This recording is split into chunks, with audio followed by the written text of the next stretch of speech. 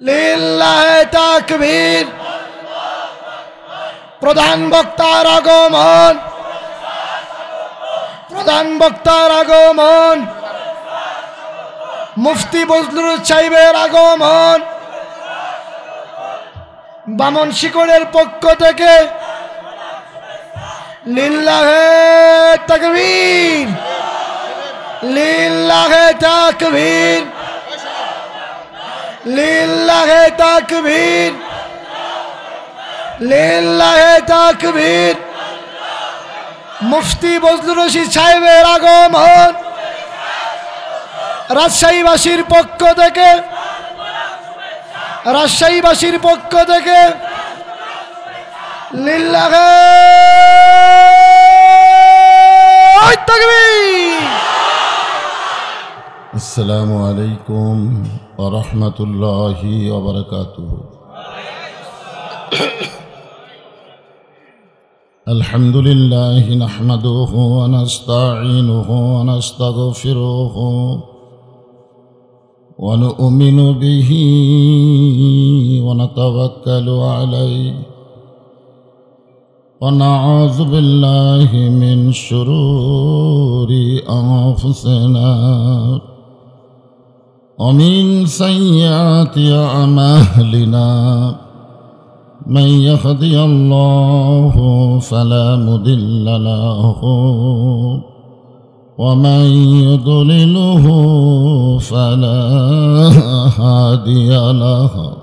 সকলে জবান খুলে বলেন আশহাদু আল্লা ইলাহা ইল্লাল্লাহু وحده لا شريك له وأشهد أن محمدا عبده ورسوله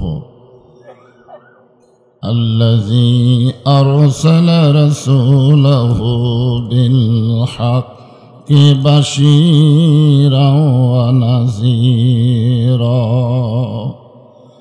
وداعيا إلى الله بإذنه سراجا منيرا فقد قال الله تعالى في كلامه المجيد والفرقان الحميد।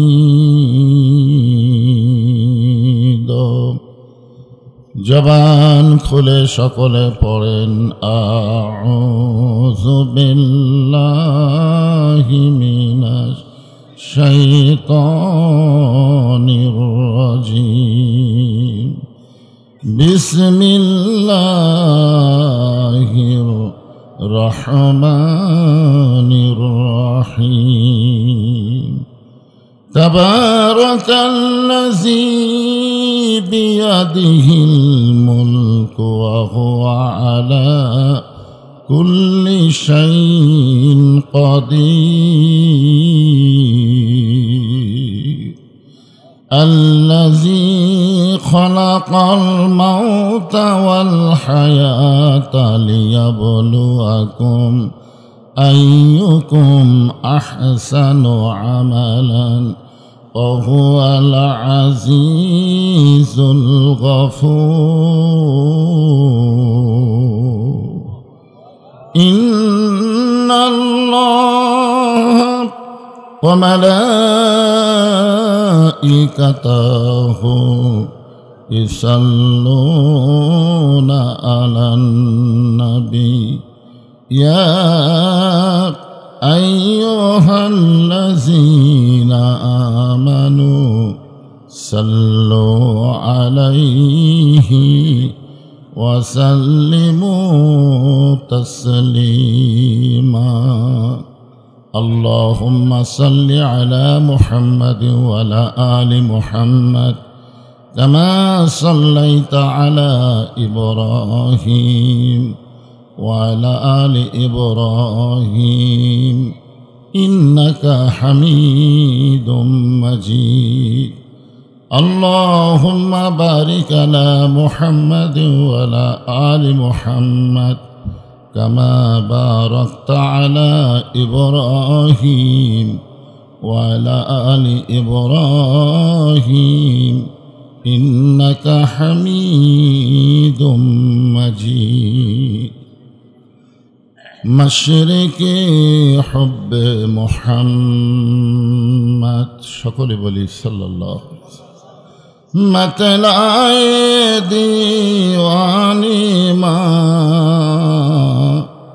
मतलाए खुर्शीद इश्कास सीनाए सुजाने बलगल उला बिकमालिही कशाफत दुजा बिजमालिही हसनत जमीअ खिसालिही सल्लु अलैहि व आलिहि अल्लाहुम्मा आमीन। জান্নাতের বাগান থেকে জান্নাতি মানুষদেরকে নিয়ে আমি গুনাহগার তোমার রহমতের দরজায় দুখানা হাত তুলেছি আল্লাহ। হাসরের ময়দানে জাব্বার আর কাহার নামে রূপ নিয়া তুমি যখন বিচার শুরু করবে তোমার সামনে দাঁড়ায়া সমস্ত নবীরা নাফসি নাফসি বলে কাঁদতে থাকবে। এমন কঠিন অবস্থা হাসরে হবে, সেদিন সমস্ত নবী তার উম্মতকে ভুলে যাবে, শুধু বলবে আল্লাহ আমার কি হবে, আমার কি হবে। একমাত্র দরদি নবী শাফাআতের কান্ডারি ইয়া রব্বে হাবলি উম্মতি বলে সেজদায় পড়ে যাবে। সেই কঠিন মুসিবতের সময় আজকের এই মাহফিলকে ওসিলা করে আমাদের সবাইকে রাসূলের উম্মতের কাতারে আল্লাহ কবুল করে নিও।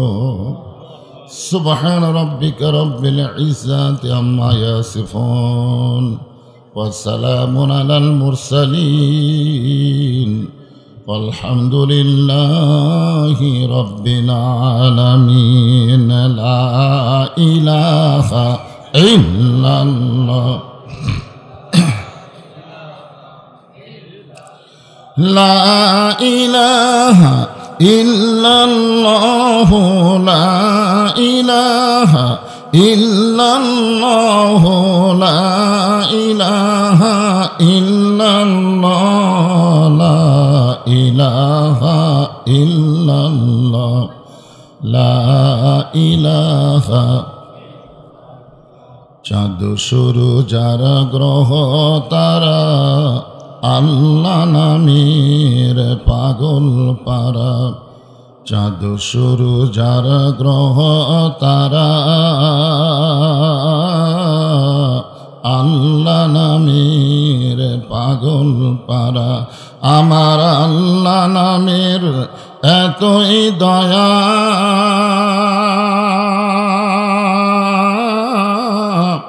আল্লাহ নামের এতই মায়া লুকিয়ে রাখছেন হে আল্লাহ জোরে লা ইলাহা লা ইলাহা ইল্লাল্লাহু লা ইলাহা ইল্লাল্লাহু লা ইলাহা ইল্লাল্লাহ লা ইলাহা। যার দিলে আছে আমার আল্লাহর ভয়, যার মনে আছে আল্লাহর ভয়, যার দিলে আছে আল্লাহর ভয়।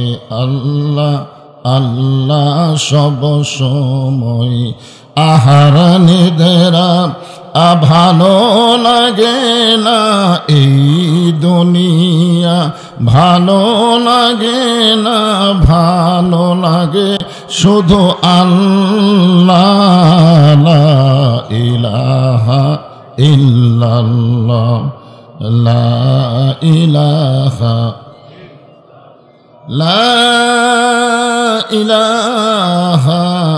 ইল্লাল্লাহু মুহাম্মাদুর রাসূলুল্লাহ। সকলেই আল্লাহ রাসূলের মহব্বতে বলি সাল্লাল্লাহু আলাইহি ওয়াসাল্লাম।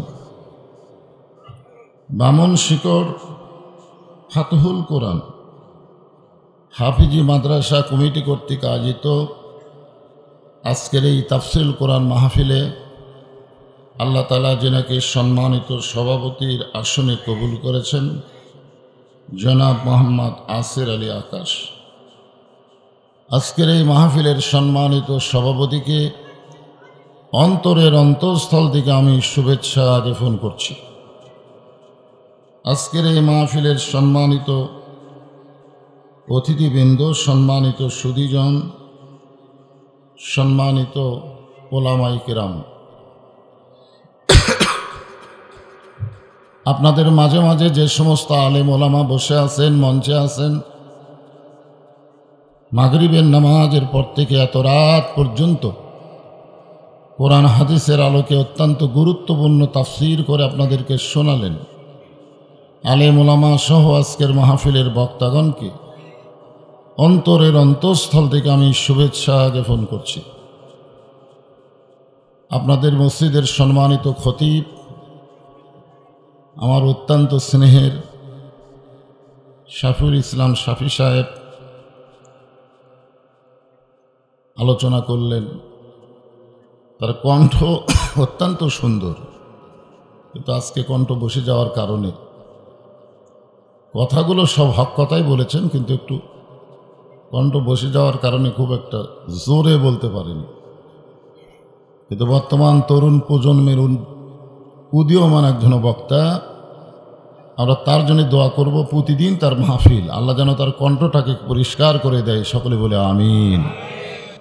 এই মুহূর্তে আমার সামনে যারা বসে আছেন, যিনাদেরকে আল্লাহ দয়া করে, রহম করে, মেহেরবানি করে আজকের এই জান্নাতের বাগানে কবুল করেছেন, সম্মানিত মা বোনেরা, পর্দার অন্তরালে বসে বসে যারা আলোচনা শুনতেছেন, তাদেরকেও শ্রদ্ধা জ্ঞাপন করে এই মুহূর্তে আমি জানতে চাচ্ছি আপনারা সকলে কেমন আছেন? আলহামদুলিল্লাহ রব্বিল আলামিন। গত বছর এই সময় আমরা অনেকেই সুস্থ ছিলাম, কিন্তু মানসিকভাবে একটা অশান্তির মধ্যে ছিলাম, একটা অস্থিরতা কাজ করত। না জানি কি হয়, না জানি কি হয়, আজরাইল ধরার আগে পুলিশ ধরার ভয়। বর্তমানে সে অশান্তি অস্থিরতার নাই, আছে? আল্লাহর পক্ষ থেকে এরকম একটা সুন্দর পরিবেশ আমাদেরকে দান করেছেন। এ কারণে আপনারা খুশি না বেজার? তাহলে জবান খুলে সমস্বরে সকলে বলবো রব্বানা লাকাল হামদ হামদান কাসীরান তাইয়িবান মুবারাকান ফীহি। আমরা প্রশংসা করলাম কার? কেন করলাম? এমনি এমনি? আল্লাহ ভালোবাসে। আল্লাহর প্রশংসা কেন করি তার কোনো হিসাব দেওয়া যাবে না, কিন্তু একটু হিসাব করবার গেলে এক নম্বরে যদি আমরা কাউকে রাখতে চাই, সেইটা হলো আল্লাহ আমাদেরকে রুহের জগতে অত্যন্ত ভালোবেসেছেন। এই দুনিয়াতে আসার আগে আমরা আর একটা জগতে ছিলাম, সে জগতের নাম হলো আলমে আরওয়াহ।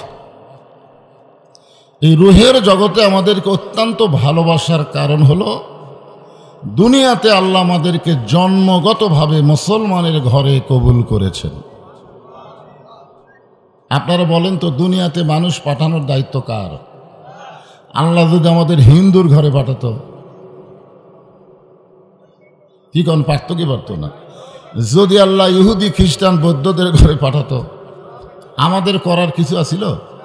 কিন্তু আল্লাহ তাআলা ওই সকল ঘরে না পাঠাইয়া সরাসরি আমাদেরকে মুসলমানের ঘরে কবুল করার কারণে আপনারা খুশি না বেজার? যদি আশেপাশে কোনো হিন্দু ভাইরা থাকে আপনার মন খারাপ করবেন না, কারণ কথা বক্তার না, কথা হচ্ছে আল্লাহ। অমাইয়াবতাগি গয়রাল ইসলামা দীনান ফালাই ইউকবালা মিনহু। আয়াতের বাংলা অর্থ হলো ইসলাম ছাড়া অন্য কোনো জীবন ব্যবস্থা ধর্ম কেউ যদি গ্রহণ করে, আল্লাহ বলেছেন কখনোই তা কবুল করা হবে না। আল্লাহর জীবন ব্যবস্থার নাম কি? ইসলাম। ইন্নাদ্দীনা ইনদাল্লাহিল ইসলাম। ইসলাম মানে আগে আমাদের জানতে হবে ইসলাম মানেটা কি। কার কাছে? সর্বদিক দিয়ে। খালি আজান দিলে, নামাজ পড়লে, সেজদা দিলেই আত্মসমর্পণ হয় না। তো যাই হোক, আল্লাহ আমাদেরকে জন্মগতভাবে মুসলমানের ঘরে কবুল করেছেন। আল্লাহর প্রশংসা বেশি বেশি করবে এই কারণেই যে বিশ্ব নবীর উম্মত হিসাবে আল্লাহ আমাদের কবুল করেছে। আপনারা বলেন তো, বিশ্ব নবীর উম্মত হওয়ার মধ্যে আমাদের লাভ কি? লাভ আছে? কি লাভ? অনেক আগে আমরা একটা গান শুনছিলাম, এখন সেগুলো গান আর হয় না। আসেন আমার মুক্তার, আসেন আমার বারিস্টার, শেষ বিচারের হাইকোর্টেতে তিনি আমায় করবেন পার। আমি পাপী, তিনি জামিনদার। এই তিনি মানে কে?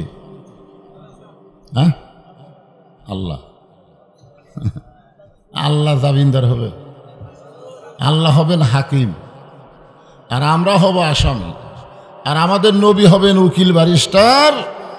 আল্লাহর কাছে আমাদের পক্ষে ওকালতি করে সুপারিশ করে জান্নাতে পৌঁছায় দিবে। এমন একজন নবী পাওয়াতে খুশি না বেজার? তাহলে আমাদের নবী কি? আল্লাহুম্মা সাল্লি আলা মুহাম্মদ, আল্লাহুম্মা সাল্লি আলা সাইয়্যিদিনা মুহাম্মদ। আমাদের নবী খালি নবী না, আমাদের নবী হলেন আমাদের নেতা। আমাদের কি? নেতা। হুসাইন রাদিয়াল্লাহু তাআলা আনহু একসময় বসে আছিলেন। হুসাইন নবীর নাতি। কতিপয় ইয়াজিদের লোকেরা এসে বলতেছে, হুসাইন খামাখা গন্ডগোল করে লাভ কি? খামাখা গন্ডগোল। আজকে আমাদের বাংলাদেশে এরকম কিছু মুসলমান আছে, জেহাদের কথা বললে, ইসলামী আন্দোলনের কথা বললে বলে খামাখা গন্ডগোল। ঠিক কিনা বলে? এখন হোসেন রাদিয়াল্লাহু তাআলা আনহুকে ইয়াজিদের লোকেরা এসে বলতেছে যে খামাখা গন্ডগোল করে লাভ কি? তোমার নানা হলো বিশ্ব নবী, তোমার বাবা হলো বিশ্ব আলেম, তোমার মা হলো খাতুনে জান্নাত। এমন একটা বংশ থেকে, এমন একটা ঘর থেকে আল্লাহ তোমারে পাঠাইছে, খালি বসে থাকবা আর খাবা। কারণ নবীর নাতি, তোমার নানা কি? বিশ্ব নবী। তোমার বাবা হলো বিশ্ব আলেম, তোমার মা হলো খাতুনে জান্নাত। তোমার এমন একটা বংশ, খালি ঘরের মধ্যে বসে থাকবা, দুনিয়ার সমস্ত লোকেরা আটরশির মতন গরু টরু যা আছে সব লিয়া হোসানের দরজা হাজির করে দিবে। খামাখা গন্ডগোল করে লাভ। এই কথা যখন ইয়াজিদের লোকেরা বলেছে, এমন সময় হোসেন রাদিয়াল্লাহু দাঁড়িয়ে গেলেন। কারণ মুসলমান সবসময় বসে থাকা যাবে না, মাঝে মধ্যে দাঁড়ানো লাগবে। জোরে কোন ঠিক কিনা? তিনি দাঁড়িয়ে বললেন, রে ইয়াজিদের সামসারা।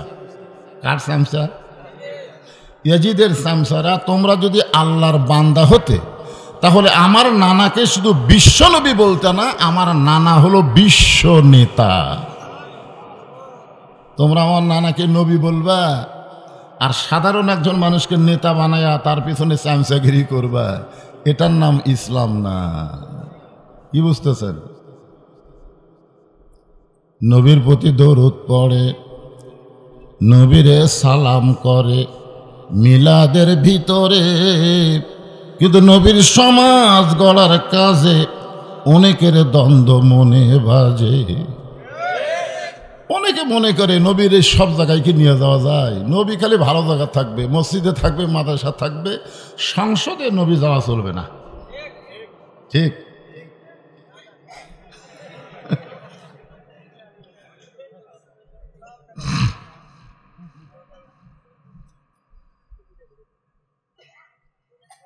হোসেন রাদিয়াল্লাহু কি বলেছেন কথাটা খেয়াল করেন। ইয়াজিদের সামসারা, কার সামসা? এখন যদি আমি বলি বিএমপির সামসারা, আওয়ামী লীগের সামসারা, জাতীয় পার্টির সামসারা যদি বলি আপনারা রাগ করবেন।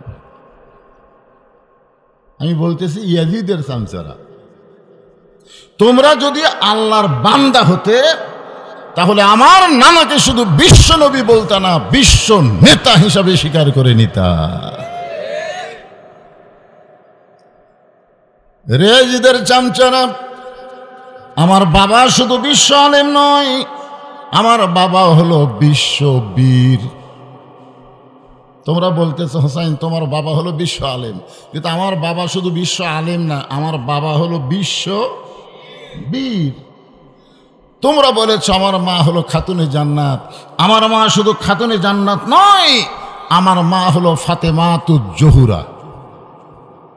তোমরা একটা বলো একটা বাদ দাও। তোমরা আমার নানাকে নবী বলো, নেতা বাদ দাও। তোমরা আমার বাবাকে আলেম বলো, বীর বাদ দাও। তোমরা আমার মাকে খাতুনে জান্নাত বলো, কিন্তু জহুরা বাদ দাও। মানে একটা বলো একটা বাদ দাও।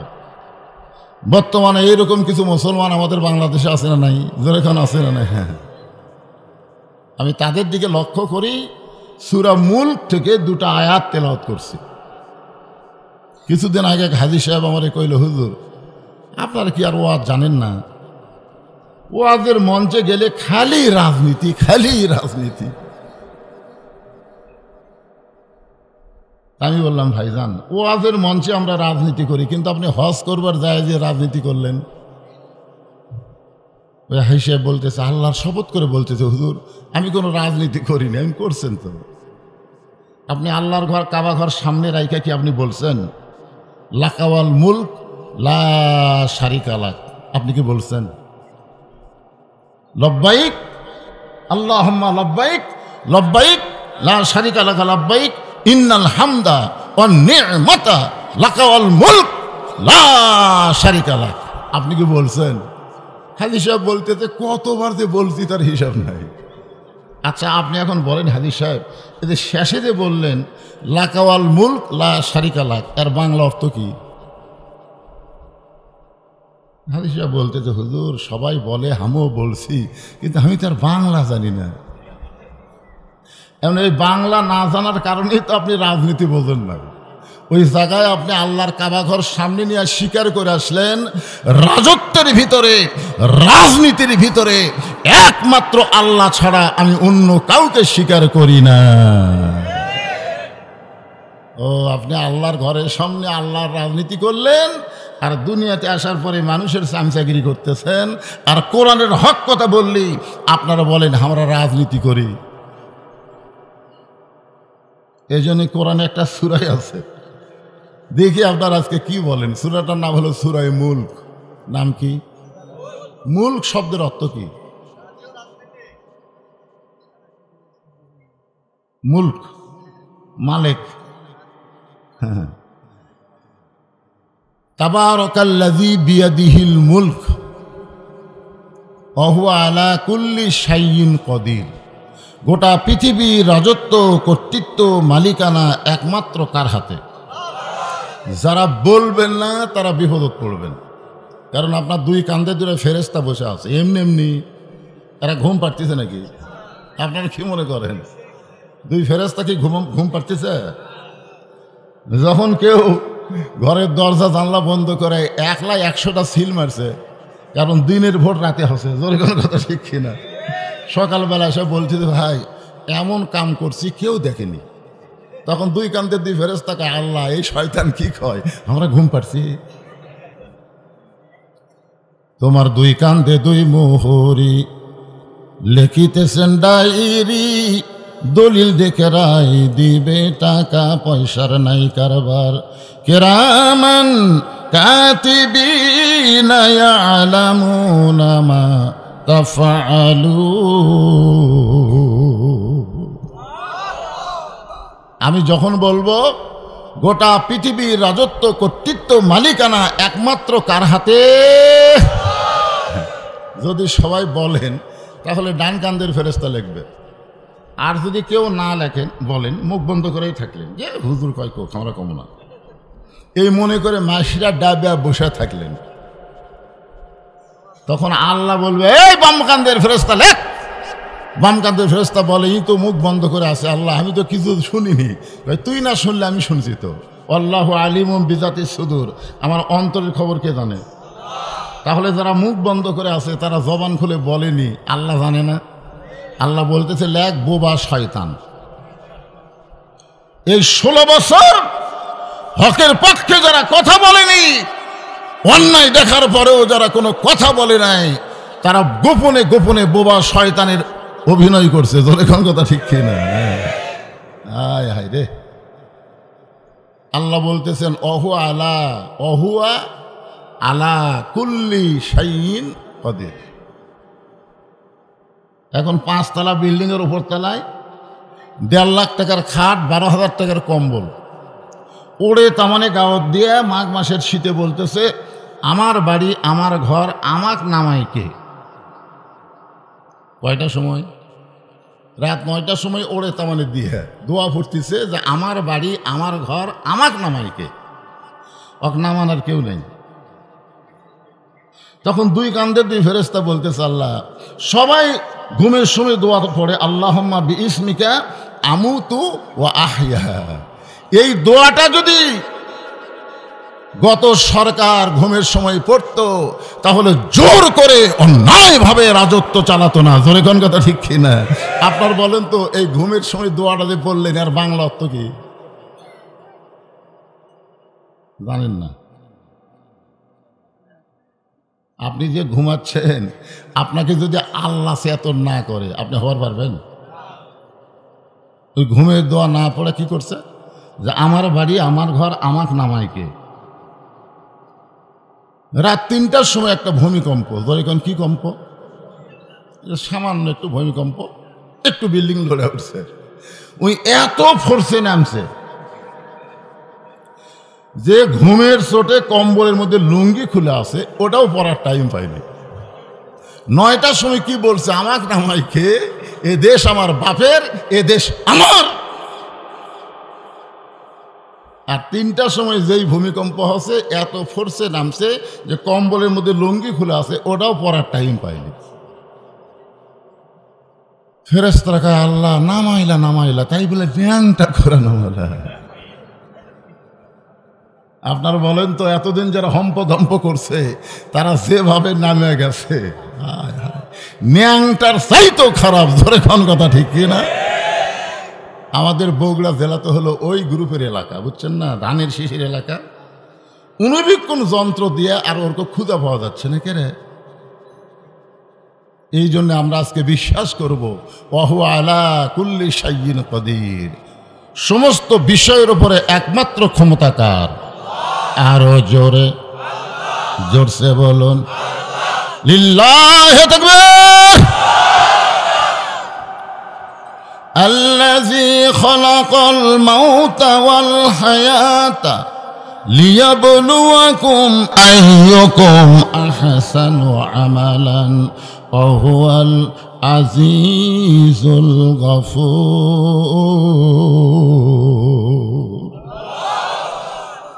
সূরা মুলকের 2 নম্বর আয়াত, একটু মনোযোগ দিয়ে শুনবেন। মৃত্যু এবং হায়াতকে সৃষ্টি করছেন কে? কি জন্যে? লিয়াবলুয়াকুম, মানে পরীক্ষা করা হবে তোমাদের। আইয়ুকুম আহসানু আমালা, সুন্দর আমলের পরীক্ষা হবে। এখন আপনারা বলেন, সুন্দর আমল যদি আমরা করতে চাই, তাহলে সুন্দর একটা পরিবেশের দরকার আছে না নাই? সুন্দর পরিবেশ না থাকলে সুন্দর আমল করা যাবে? আপনি জোহরের নামাজ মসজিদে পড়বেন, সামনে কাতারে, নিয়ত ভালো না খারাপ? বাড়ি থেকে ওযু করে আপনি, মসজিদ হলো 100 গজ দূরে। এখন এই 100 গজ দূরে ওযু করে যখন মসজিদে যাচ্ছেন, যাওয়ার সময় 2টা বেপর্দা নারী আপনার চোখত পড়ছে, আপনি দেখবার চাননি কিন্তু পড়িছে। মোটর সাইকেল যারা চালায়, চশমা হেলমেট যদি না থাকে, 2-1টা মশা পোকা তার চোখত পড়ে, উনি কি ফালাবার চায়? পড়ে কি পড়ে না? এখন কি করবি? মোটর সাইকেল চালাবে, আস্তে করে ব্রেক করে তোলার চেষ্টা করবে, নিজে যদি না পারে কাউকে সাহায্য চাবে যে ভাই দেখো আমার চোখে মনে হয় কোনো পোকা পড়ছে। মশামাছি পড়লে চোখ থেকে তোলা যায়, কিন্তু দুইটা বেপর্দা নারী যদি চোখত পড়ে, আমার কথা কি বুঝতেছেন? তাহলে কাউকে যদি ডাকা বলে ভাই অমুকের বউ বেপর্দা আমার চোখত পড়ছে দেখতো, তোলা যায় কিনা, তখন ওই লোকটা বলবে তুই কি পাগল হয়েছিস কে রে? ওটা চোখত পড়া মানেই মেমোরি হওয়া। চোখত পড়া মানে এই অন্তরের মধ্যে একটা কি আছে, মেমোরি আছে, ওই মেমোরির মধ্যে ঢুকে গেছে। আপনি নাউজুবিল্লাহ বলে মসজিদে গেলেন, এখন মসজিদে গিয়ে সামনে কাতারে আপনি জামাতে নামাজ শুরু করলেন, ইলা জিহাতিল কাবাতি শরীফাতে আল্লাহু আকবার, মুখ আছে কাবার দিকে, চোখ আছে সেজদার দিকে, আর মন খালি বলতেছে রাস্তা কি দেখলাম রে। আপনার বলেন নামাজ হবে? তাহলে মসজিদ সুন্দর, আপনার বাড়িও সুন্দর, কিন্তু রাস্তা যদি ভালো না হয়, মসজিদ সুন্দর করেছেন, বাড়িটাও সুন্দর করেছেন, যে বাড়িতে আমি ছিলাম ওই বাড়িটাও সুন্দর, আবার দেখলাম মসজিদটাও সুন্দর, মসজিদও সুন্দর, বাড়িও সুন্দর, কিন্তু রাস্তা যদি বেপর্দা নারীর দখলে যায়, আপনি যতই নামাজ পড়েন আপনার নামাজ হবে না। যদি সুন্দরভাবে নামাজ পড়তে চান তাহলে কোরআনের আইন হলো ওয়াকারনা ফি বুয়ুতিকুন্না ওয়ালা তাবাররাজনা তাবাররুজাল জাহিলিয়াতিল উলা। তাহলে সুন্দর পরিবেশ তৈরি করতে গেলে সুন্দর একটা সমাজ লাগবে। ধরে কোন কি লাগবে? সমাজ বোঝেন আপনারা? যে ইমাম সাহেব জোহরের নামাজে সালাম ফেরাইছে, যার দুই চোখত দুইটা বেপর্দা পড়িছে, ওই লাভ ধরে বলতেছে জরুরি এলান আছে। ইমাম সাহেব কয় কারি সালাম ফিরানোর সাথে সাথে এই বেটা আবার কি কয়, সবাই বলতেছে কি তোর জরুরি এলান? বলে আমার নামাজ হয়নি। ইমাম সাহেব বলে তোমার নামাজ না হওয়ার পিছনে কারণ? বলে অমুকের বউ। মানে যে দুইটা বেপর্দা নারী ঘুরিছে তাকে স্বামীর নাম আবার জানা আছে, বুঝলেন? অমুকের বউ রাস্তায় বেপর্দায় ঘোরার কারণে, আমার চোখে পড়ে অন্তর দখল করার কারণে আমার নামাজ হয়নি। ইমাম সাহেব বলতেছে মুসল্লিরা আপনাদের খবর কি? আমাদের একই অবস্থা হুজুর, আমাদের সাহস নাই আর সাহস আছে। তাহলে এখন পরিবেশ ভালো করতে গেলে কি হবে? ইমামের নেতৃত্বে সমস্ত মুসল্লিরা সামাজিকভাবে একটা পর্দার ব্যবস্থা করা লাগবে। যখন কথা ঠিক কিনা? একটা সমাজ যদি ভালো করতে চান একটা রাষ্ট্র লাগবে।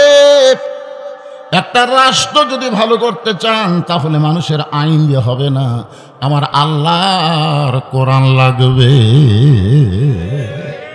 অনুনাজ্জিলু মিনাল কুরআনি মা হুয়া শিফাউ ওয়া রাহমাতুল লিল মুমিনিন। এই আয়াতের বাংলা স্লোগান হলো সব সমস্যার সমাধান আপনার বলবেন দিতে পারে আল কোরআন। বলতে পারবেন না ভাইজান? যে আয়াতে কারিমা পড়লাম এরই বাংলা সব সমস্যার সমাধান না। সবাই বললেন না। আপনারা কি কোরআনের পক্ষে না বিপক্ষে? পক্ষে। আমি কি আমার বাপের কথা বলতেছি না কোরআনের কথা বলতেছি? অনুনাজ্জিলু মিনাল কুরআনি মা হুয়া শিফাউ ওয়া রাহমাতুল লিল মুমিনিন। যদি আপনার মুমিনের বাচ্চা হন, মুসলমান হন, তাহলে এই স্লোগান দেওয়ার সময় জবান বন্ধ থাকা যাবে না। আমি যেই বলবো সব সমস্যার সমাধান, আপনার বলবেন দিতে পারে আল কোরআন। সব সমস্যার সমাধান আল কোরআনের আলো।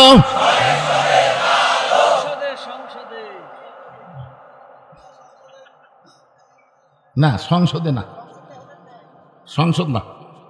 আমরা বলবো আল কোরআনের আলো সব জায়গায় জ্বালো। আচ্ছা সব জায়গার মধ্যে সংসদ আছে না? এই জন্যে কি বলবেন? আল কোরআনের আলো সব জায়গায়। আল কোরআনের আলো কোরআন হাদিস যেখানে, দুনিয়ার মুসলমান লিল্লাহে তাকবীর। আলহামদুলিল্লাহ। এখন আসেন, আল্লাহ বলতেছেন তোমাদেরকে পরীক্ষা করা হবে সুন্দর আমল। সুন্দর আমল এটা করতে গেলে আল্লাহর কোরআনের চাইতে সুন্দর কোনো বাণী আছে?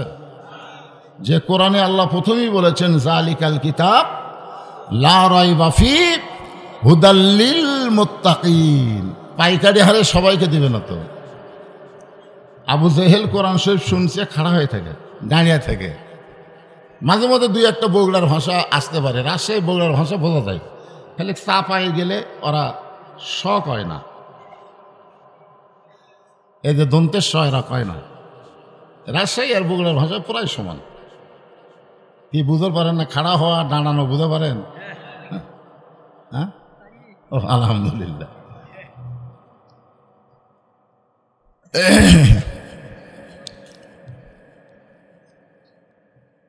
এর মনোযোগ দিয়ে কথাগুলো শুনবেন। রাজি আছেন তো সবাই ইনশাল্লাহ? কারণ বয়স হয়ে গেছে বেশি, রিটায়ার করা লাগবে ওয়াজ থেকে, তারপরে করতেছি আপনাদের চাহিদা। আল্লাহ করার টাইম দিচ্ছে, করার সুযোগ দিচ্ছে, এই কারণেই। তো কি বলতেছিলাম মনে ভুলে গেছে। আবু জেহেল দাঁড়ায়া কোরআন শরীফ তেলাওয়াত শুনছে সারা রাত। এই যে আল্লাহ যে বললেন হুদাল্লিল মুত্তাকিন, এটার ব্যাখ্যা করতে গিয়ে বলতেছে সারা রাত শুনছে। সকালবেলা গিয়ে মিটিংয়ের মধ্যে বলতেছে এত সুন্দর কোরআনের বাণী, রাতটা কোন দিক দিয়ে গেল আমি বুঝবারই পারিনি। আপনার বলেন তো আবু জেহেল কোরআনের পক্ষে কছে না বিপক্ষে কছে? না, পক্ষে। যে এত সুন্দর কোরআনের বাণী, আমার রাতটা কোন দিক দিয়ে গেল আমি বুঝবারই পারিনি। আবু সুফিয়ান বলে নেতা, যে কোরআন শুনতে গিয়া রাত কোন দিক দিয়ে গেল বোঝা যায় না, সেই কোরআন ধরলে অসুবিধা কি? শুনলেই যদি এত মজা হয় তাহলে ধরলে অসুবিধা কি? এভাবে ধরলে কোনো সমস্যা আছে? খালি শুনবেন। আপনারা সবাইকে আল্লাহর কোরআন ধরছেন? এখানে অনেক আল্লাহর বান্দা আছে এখন পর্যন্ত আল্লাহর কোরআনটা এভাবে ধরেই। এরকম আছে না নাই? জোরে গান আছে না নাই? এই আল্লাহর কোরআন হাত দিয়ে ধরেনি। ওরা আবার মঞ্চের যায় কয় ইসলামের সাথে রাজনীতির কোনো সম্পর্ক নেই। আরে গাধার গাধা, আগে কোরআনটা ধরতো। আবু সুফিয়ান বলতেছে নেতা, এই কোরআন শুনতে যদি সারা রাত চলে যায়, এই কোরআন ধরলে অসুবিধা কি? আবু জেহেল বলতেছে হক কথা জোরে বলা যাবে না, তুই আমার কাছে আয়। হক কথা। কি কথা? দেখেন আবু জেহেলও বোঝে কোনটা হক। হক কথা জোরে বলা যাবে না, তুই আমার কাছে আয়। আবু সুফিয়ান যে কাছে আইছে, কানে কানে বলতেছে এই কোরআন ধরলে তোর আমার নেতৃত্ব চলবি না। আজকে বাংলাদেশে যারা আবু জেহেলের নেতৃত্ব দেওয়ার চায়, তারাই শুধু কোরআনের বিরুদ্ধচারণ করে। জোরে কোন কথা ঠিক কিনা? এই কোরআন যদি আমরা ধরি তাহলে আব্দুল্লাহর বেটা নেতা হবি রে, আমাকে খাওয়া নেই। কারণ আল্লাহর কোরআন যখন বাংলাদেশে চালু হবে তখন আর কোনো ভুয়া নেতা থাকবে না। জোরে কোন কি নেতা? আরো জোরে, খালি বলবেন ভুয়া। জোরে বলেন কি? আরো জোরে, জোরসে বলেন। এটা ওবায়দুল কাদের একবার বলেছিল এক মঞ্চে যে বিএনপি ভুয়া।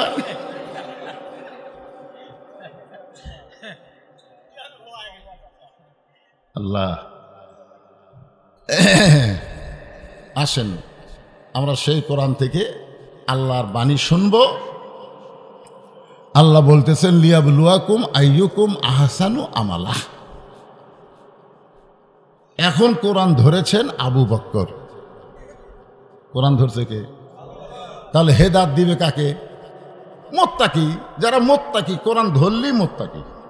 আর শুনলে কিন্তু মুত্তাকি হওয়া যাবে না, শুনলে আবু জেহেল হওয়া যাবে। এখন আমার সামনে যারা বসে আছেন, এতদিন শুধু কোরআন শুনেছেন, এখন থেকে কোরআনটা আমাদের ধরা লাগবে। রাজি আছেন তো ইনশাল্লাহ? কোরআন ধরা মানে কি? ভগ্নিপতি আর বোনকে মারতে গেলেন হযরত ওমর। রাস্তার মধ্যে যখন বলল নবীকে হত্যা করার আগে তোমার ঘরটা সামাল করো, কারণ তুমি যে নবীকে নাঙ্গা তরবারে দিয়ে হত্যা করতে চাও, সেই নবীর দলে তোমার বোন আর ভগ্নিপতি হয়ে গেছে, সামিল হয়ে গেছে, তোমার নবীর দলে ভর্তি হয়ে গেছে। সঙ্গে সঙ্গে তোমার রাগ করে আল্লাহ নবীকে হত্যা না করে বোনের বাড়ির দরজায় গেলেন। দরজায় গিয়ে শুনতে পান, ইন্নামাল মুমিনুনা আল্লাযীনা ইযা যুকিরাল্লাহু ওয়াজিলাত কুলুবুহুম ওয়া ইযা তুলিয়াত আলাইহিম আয়াতুহু জাদাতুহুম ঈমানা ওয়া আলা রাব্বিহিম ইয়াতাওয়াক্কালুন।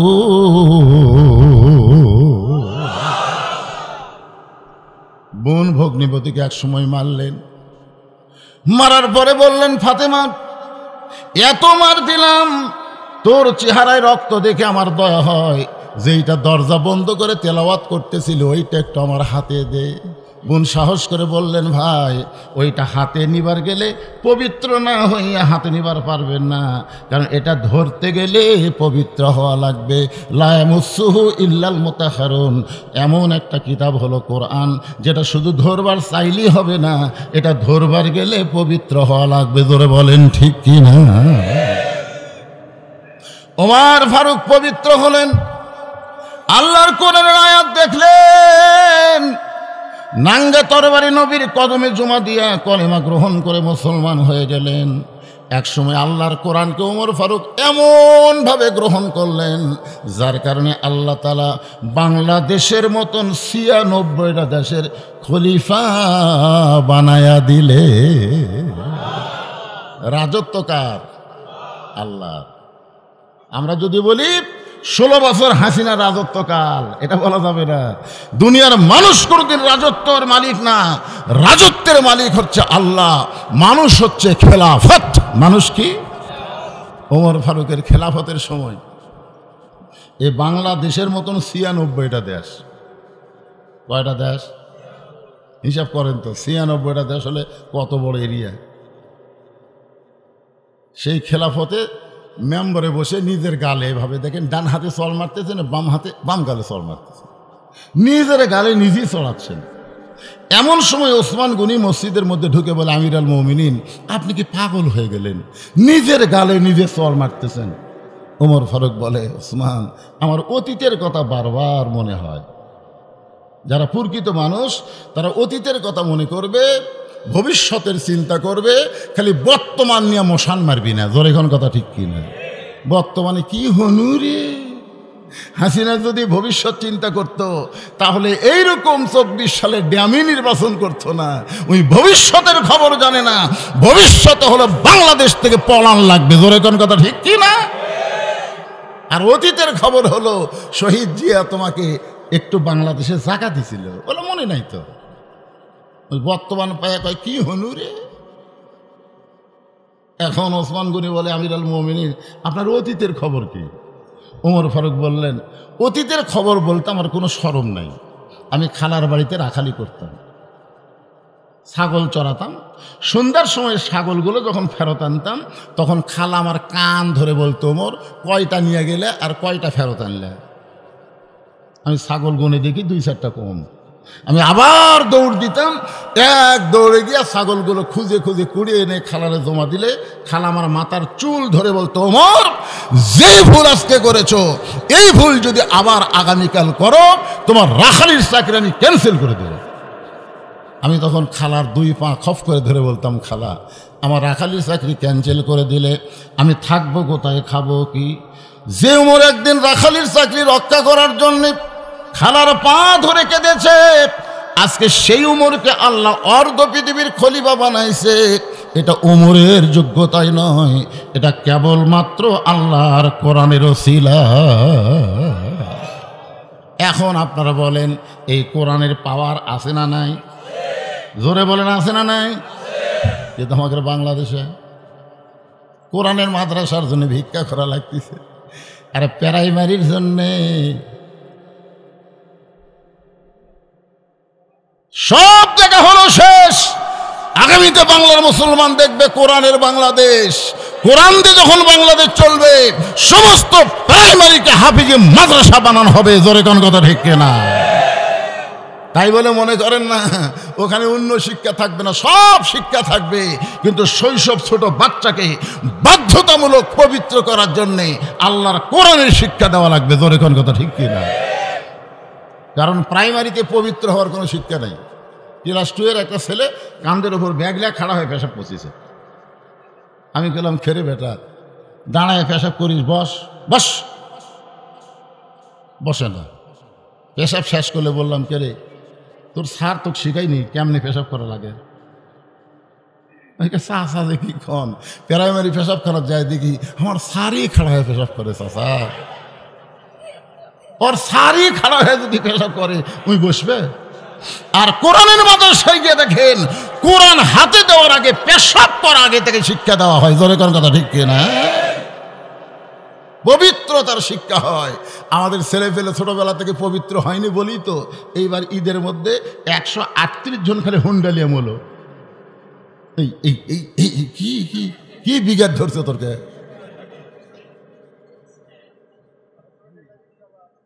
$268 জন মারা গেছে, তার মধ্যে 138টা হলো মোটর সাইকেল নিয়ে। চিন্তা করছেন? আমাদের ছেলেগুলো ডাঙায় পেশাব করে, পানি টানি কিছু খরচ করে না, পেশাব টপ টপ করে পড়তেছে, মনে করে শেষ হয়ে গেছে, চেন টানছে। চেন টানার পরে টপ টপ করে পেশাব দেওয়া, আর ন্যাঙ্গটি ভিজে গেছে। এক সময় যন্ত্র দিয়ে পেশাব শুকে ওই জায়গাতে আবার জীবাণু তৈরি হচ্ছে, ওই জীবাণু ওই পেশাবের ছিদ্র দিয়ে ভিতরে ঢুকে আগা মোটা গোড়া চিকুন হয়ে গেছে। এখন ইন্ডিয়াল হারবাল খুঁজতেছে, বিয়ার কথা শুনলে খালি কান্দে, সময় হয়নি তো, সময় হয়নি। আরে মাদ্রাসার বাচ্চারা ছোটবেলা থেকে পবিত্র হওয়ার শিক্ষা গ্রহণ করে, এরা কোনোদিন টাইট ফুল প্যান্ট পরে না, ঢিলা ঢালা পায়জামা পরে বসে পেশাব করে, পানি খরচ করে পবিত্রতা হয়। জোরে কোন কথা ঠিক কিনা? এদের কোনোদিন হারবাল খোঁজা লাগে না। কি মন খারাপ করতেছেন? ওমর ফারুক আল্লাহর কোরআনের কারণে অর্ধ পৃথিবীর খলিফা হয়ে গেলেন। তিনি বুঝতে পারলেন উমরের কোনো যোগ্যতা নয়, এই যোগ্যতা হলো আল্লাহর কোরআনের। তাই আমি জানতে চাই, এই কোরআনের পাওয়ার আছে না নাই? কোরআনের কেমন পাওয়ার? হযরত উমর ছদ্মবেশে মদিনার অলি গলি ঘুরতেছে আল্লাহর কোরআনের পাওয়ার দেখার জন্য। আমাদের বাংলাদেশে তো দেখা যাবে না। উমর ফারুক চিন্তা করতেছে, দেখি তো আল্লাহর কোরআনের পাওয়ারটা কেমন। ছদ্মবেশে মদিনার অলি গলি ঘুরতে গিয়া হযরত উমর দেখতে পায় 2 পাহাড়ের মাঝখানে একটা বিস্তীর্ণ মরুভূমি। এই সবাই মনোযোগ দিয়ে শুনবেন। মরুভূমির মধ্যে একজন রাখাল উট আর দুম্বা চড়ায়। উমর ফারুক আল্লাহর কোরআন দেখার জন্যে, কোরআন শোনার জন্যে না, কোরআন দেখার জন্যে রাখালকে সালাম দিলেন। আসসালামু আলাইকুম রাখাল ভাই, আমার পেটে ক্ষুধা লাগছে, আমি উটের 1 পেয়ালা দুধ চাই। রাখাল মুচকি মুচকি হাসে। ওমর ফারুক বলে, মিয়া তোমারে সালাম দিলাম, উটের দুধ চাইলাম, তুমি কোনো কথাই না বলে খালি মুচকি মুচকি হাসো কেন? রাখাল বলতেছে, তোমার সালামের উত্তরও দিব না, তোমাকে উটের দুধও দিব না। ওমর ফারুক বললেন, আমার অপরাধ কি? বলে, তোমার অপরাধ হলো আগে তোমার পরিচয় দাও। তুমি আসলে কে, আগে তোমার পরিচয় দাও। ওমর ফারুক চিন্তাত পড়ে গেলেন, আমি আল্লাহর কোরআনকে দেখার জন্য ছদ্মবেশ ধারণ করছি, এখন যদি আমার পরিচয় দেই তাহলে গুমর তো ফাঁসে যায়। এই চিন্তা যখন হযরত ওমর করতেছেন, এমন সময় আল্লাহর কোরআন সামনে এসে বলতেছে, মিল্লাতা আবিকুম ইব্রাহিম হুয়া সাম্মাকুমুল মুসলিমিন। আল্লাহর কোরআন বলে, উমর রাখাল যখন তোমার পরিচয় চাইছে, আসল পরিচয় দাও। তোমার আসল পরিচয় হলো তোমার জাতির পিতা ইব্রাহিম তোমার নাম রেখেছে মুসলমান। এখন বলেন তো আমাদের আসল পরিচয় কি? সবাই বলবেন, আপনার কি মুসলমান না? আমাদের আসল পরিচয় কি? আরো জোরে, জোরসে বলুন। জোর হলো না, আরো জোরে। এখানে ফেরেশতা আছে না নাই? এই ফেরেশতা আল্লাহকে বলতেছে, আল্লাহ তোমার বান্দারা খালি মুসলমান মুসলমান জিকির করতেছে। আল্লাহ কয় লেখালে লেখালে লেখালে। তো ফেরেশতাকে লেখা নিলাম, তারপরে খবর কি? জান্নাতি জান্নাতি জান্নাতি ফাদখুলি ফি ইবাদি আদখুলি জান্নাতি। আপনারা মুসলমান বলতে কি শরম লাগতেছে? এটা কি আমার কথা? আল্লাহর কোরআনের কথা। এখানে একটা জিনিস আপনারা খেয়াল করলেন, মিল্লাত আবিকুম ইব্রাহিম, তোমাদের জাতির পিতার নাম কি? একই বিষয়ে তিনটা জায়গায় দুই পিতা বানান যাবে না। একই বিষয়ে কয় জায়গা? কেউ যদি বলে দুই বাপ আমাকে জন্ম দিছে, তাহলে বুঝবেন তার জন্মের মধ্যে দোষ আছে। কেউ যদি বলে আমার জাতির পিতা দুইটা, তাহলে বুঝবেন ওর জাতির মধ্যেও দোষ আছে। কেউ যদি বলে আদি পিতা কয়টা? আদি পিতা একটা। আমার সাথে ধারাপাতের মতন বলেন, আদি পিতা কয়টা? জাতির পিতা কয়টা? জন্ম দেওয়া পিতা কয়টা? এখন থেকে আর জাতির পিতা দুইজনকে আমরা মানি। ওমর ফারুক রাখালকে লক্ষ্য করে বললেন, রাখাল আমার পরিচয় যদি জানতে চাও, আমার পরিচয় হলো আমি একজন মুসলমান। রাখাল বলতেছে আসল না নকল? ওমর ফারুক চুম করছে, কি মুসলমান তো মুসলমানই, আমার আসল নকল কি? ওমর ফারুক বলে রাখাল মুসলমান তো মুসলমান, এর মধ্যে ওর আসল নকল কি? রাখাল বলতেছে প্রকৃত মুসলমান যারা হবে তারা চাওয়ার ব্যাপারে সতর্ক থাকবে, দরকার হলে ফাঁসির মঞ্চে যাবে, কিন্তু রাষ্ট্রপতির কাছে বাঁচার দরখাস্ত লিখবে না। এরাই হলো আসল মুসলমান। জোরে কোন কথা ঠিক কি না? আসল মুসলমানের চরিত্র জানেন? উকিল বলতেছে স্যার আজকে রাত 12টায় আপনার ফাঁসি হবে। কয়টায়? তো মীর কাসেম আলী বলতেছে রাত 12টায় যদি ফাঁসি হয় এখন কয়টা বাজে? উকিল বলতেছে এখন বাজে 9:30। আলহামদুলিল্লাহ আলহামদুলিল্লাহ, আসল মুসলমান আলহামদুলিল্লাহ। এখনো 2.5 ঘন্টা আছে, তো খামাখা 2.5 ঘন্টা বসে থাকা লাভ কি? আমি 2 ঘন্টা ঘুম পাড়ি। 2 ঘন্টা ঘুম পাড়া যদি আমি চেতন না পাই, উকিল তুমি আমাকে একটু ফাঁসির আগে ডাক দিও। উকিল কই মানুষ নাকি রে? 2.5 ঘন্টা পর তার ফাঁসি হবি, তাই বলে 2 ঘন্টা ঘুম পাড়বি? উকিল মনে মনে ভাবতেছে ফাঁসির চিন্তায় পাগলা হয়ে গেছে। ঘর থেকে বার হয়ে গেছে। যখন রাত 11:30 বাজে তখন উকিল ঘরের মধ্যে ঢুকে দেখে নাক ডাকে ঘুম পাড়তেছে। চেহারার দিকে তাকায় বলে আল্লাহ, 8 ঘন্টা পর তার ফাঁসি হবে, এইভাবে তাই নাক ডেকে ঘুম পাড়ে। পাও ঝোঁকাইছে, চেতন পায়ে বলতেছে কে উকিল ভাই সময় হচ্ছে? না স্যার এখন 8 ঘন্টা বাকি। আলহামদুলিল্লাহ। ওযু করে 2 রাকাত নামাজ পড়ে কোরআন শরীফ থেকে সূরায়ে মুলক সূরা মুজাম্মিল তেলাওয়াত করে। ওই কন্ডম সেলের মধ্যে যতগুলো কাপড় ছিল তার মধ্যে সবচাইতে ভালো পাঞ্জাবি যেইটা, ওইটা গায়ে দিয়ে চিরুনি দিয়ে মাথা হাসড়ায় বলতেছে উকিল দেখো তো আমার কেমন লাগতেছে। উকিল চোখের পানি বের করে বলে স্যার আপনার ফাঁসি হবে, আপনি কি শ্বশুর বাড়ি যাবেন? আপনার ফাঁসি হবে। মীর কাসেম আলী মুস্কি মুস্কি হাসে আর বলে উকিল ফাঁসি হবে আমার, আর তুমি কেন কাঁদতেছ?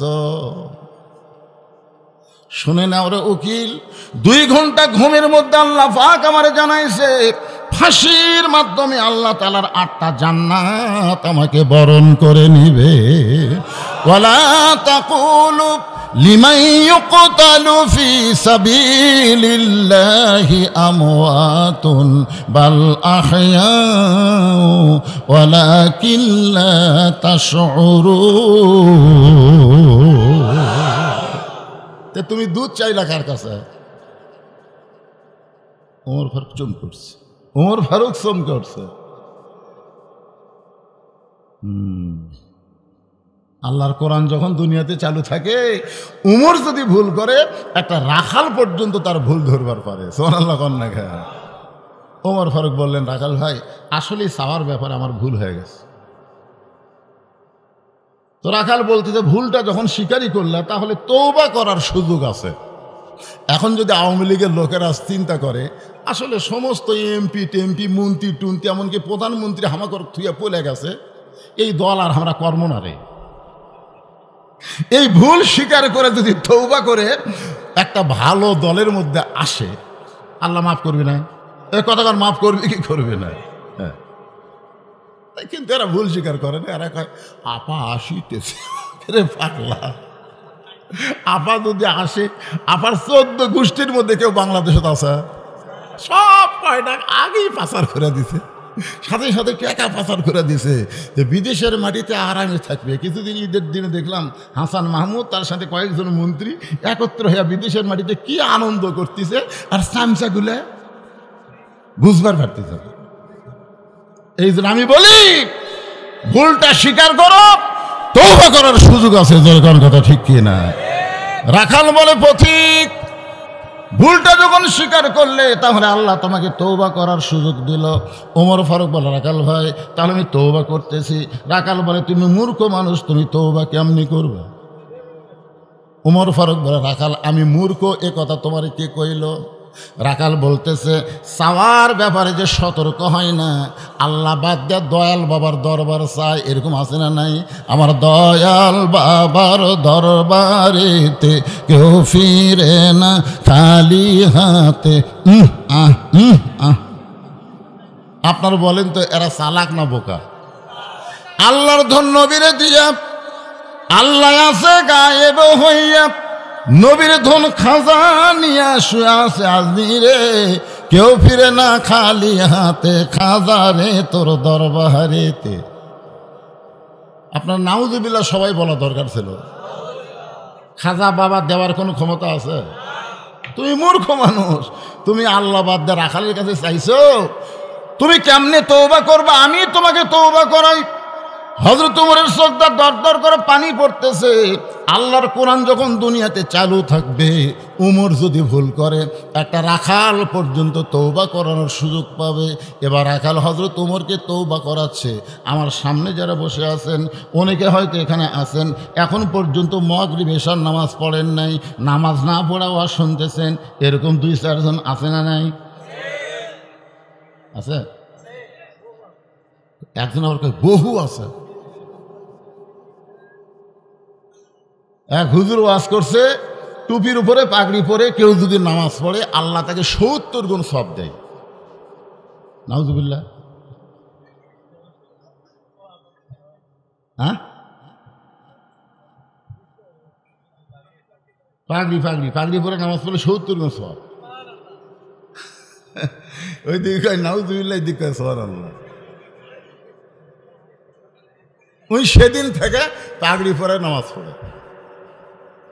একদিন মসজিদের মধ্যে যায় থেকে পাগড়ি আনে নাই।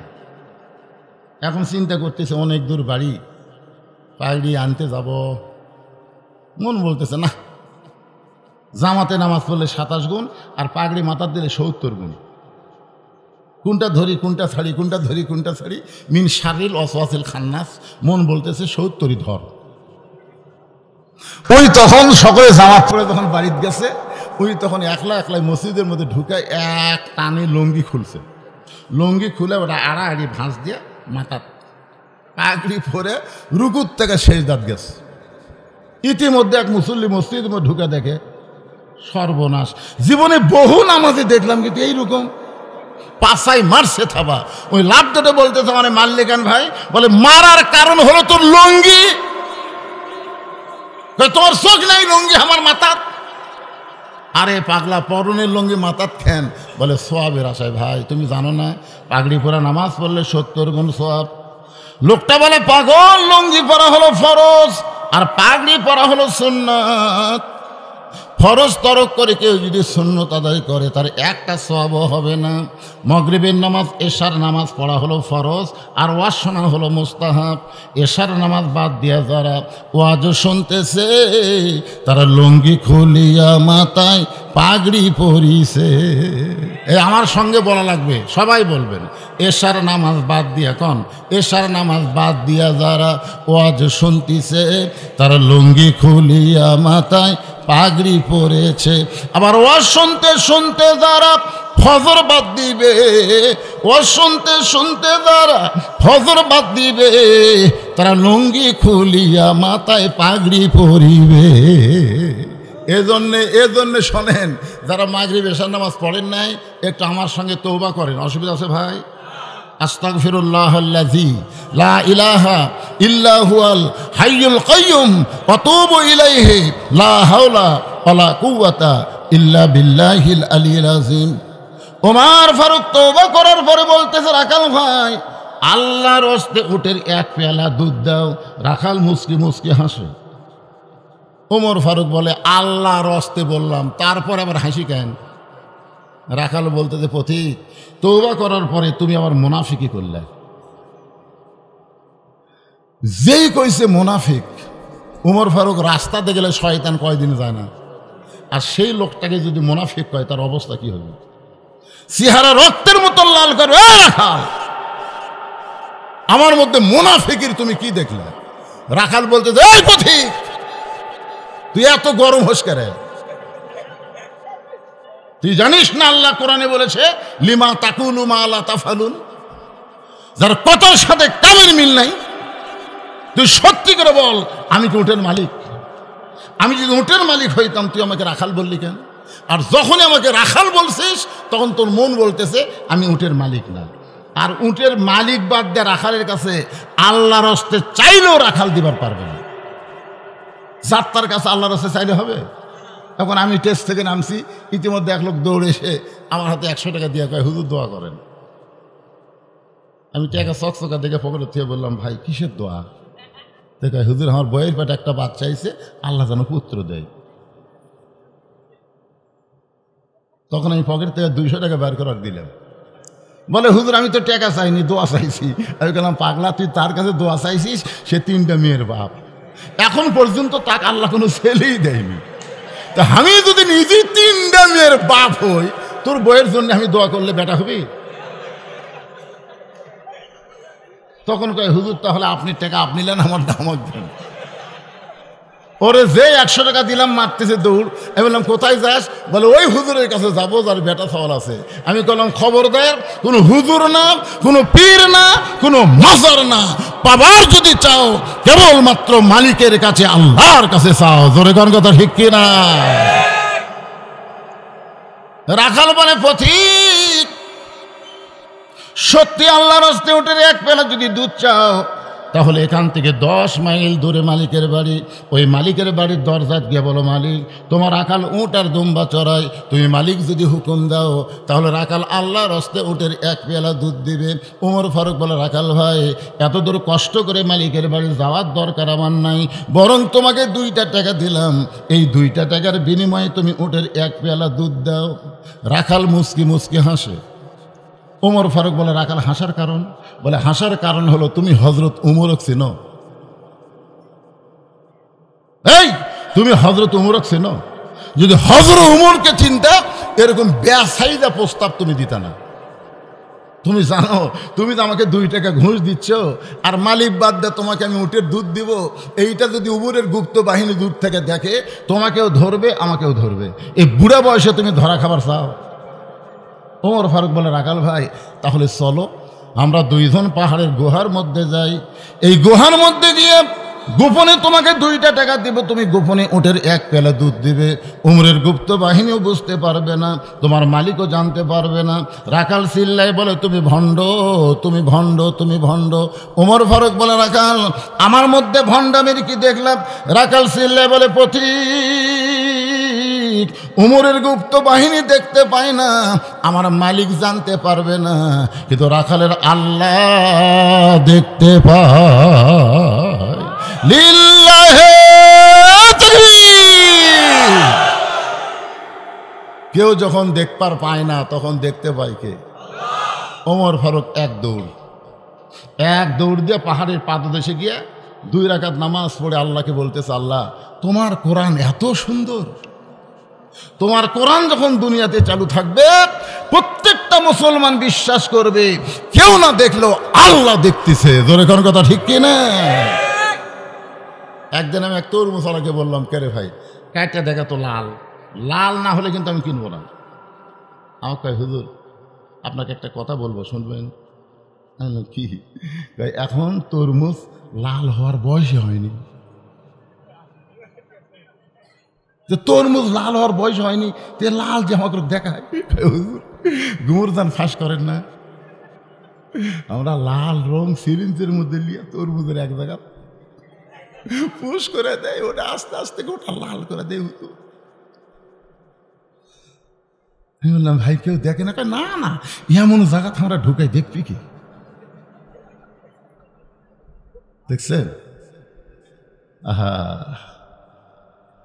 ওমর ফারুক আল্লাহর কাছে কাঁদতেছে, আল্লাহ তোমার কোরআন এত সুন্দর, যেখানে কেউ না দেখে সেখানে কে দেখতেছে? আল্লাহ, এতক্ষণ তো আমি রাখাল দেখিনি, আল্লাহ রাখালের ভিতরে তোমার গোটা কোরআন আমি দেখতে পেয়েছি। ওমর ফারুক যখন আল্লাহর কাছে কাঁদতেছে, এমন সময় রাখাল পিছনে গিয়ে বলে, পথিক যতই কান্দো, উটের দুধ আমি তোমাকে দিবার পারলাম না।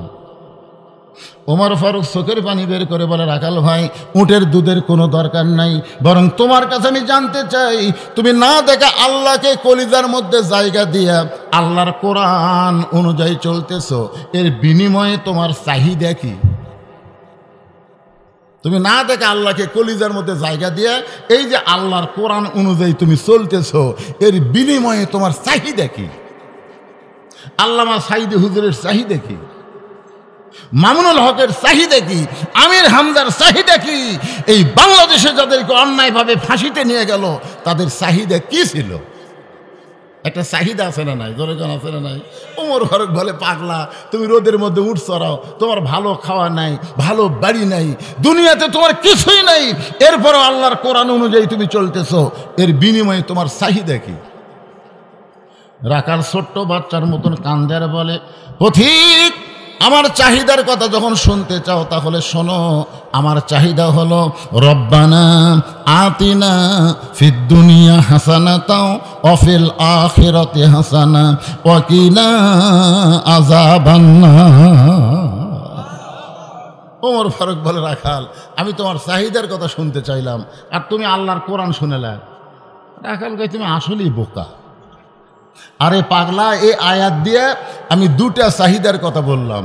এক নম্বর চাহিদা হলো দুনিয়ার সৌন্দর্য।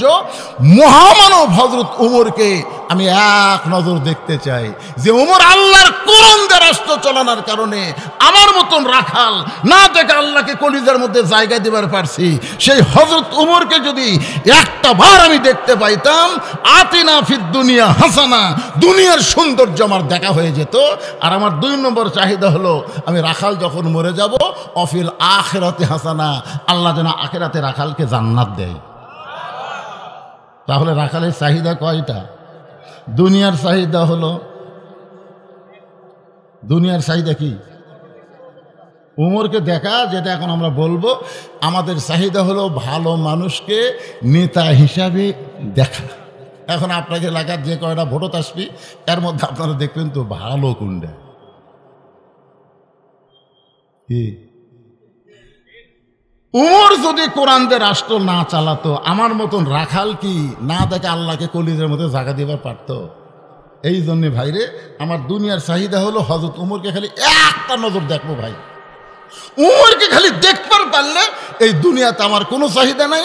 আর আমার দুই নম্বর চাহিদা হলো, আমি মরে গেলে আল্লাহ যেন আমাকে জান্নাত দেয়। সঙ্গে সঙ্গে হয়তো উমর দৌড়ে গিয়ে দৌড়ে গিয়ে আমার দিকে খেয়াল করে শোনেন, এভাবে দৌড়ে গিয়ে হাতটা ধরে, খস করে হাতটা ধরে 3টা চুমা খাচ্ছে। রাখাল বলে, পাগল নাকি? আমার ঘামা হাতে তুমি 3বার চুমা খেলে? ওমর ফারুক বলে, রাখাল ভাই, তোমার 2 নম্বর চাহিদা আল্লাহ পুরা করছে। আপনারা তো সুবহানাল্লাহ বলেন, রাখাল কিছুই কয় না। ওমর ফারুক বলে, রাখাল মরার সঙ্গে সঙ্গে আল্লাহ তোমার জন্য 8টা জান্নাতের দরজা খুলে দিবে। না, রাখাল সুবহানাল্লাহ কয় না।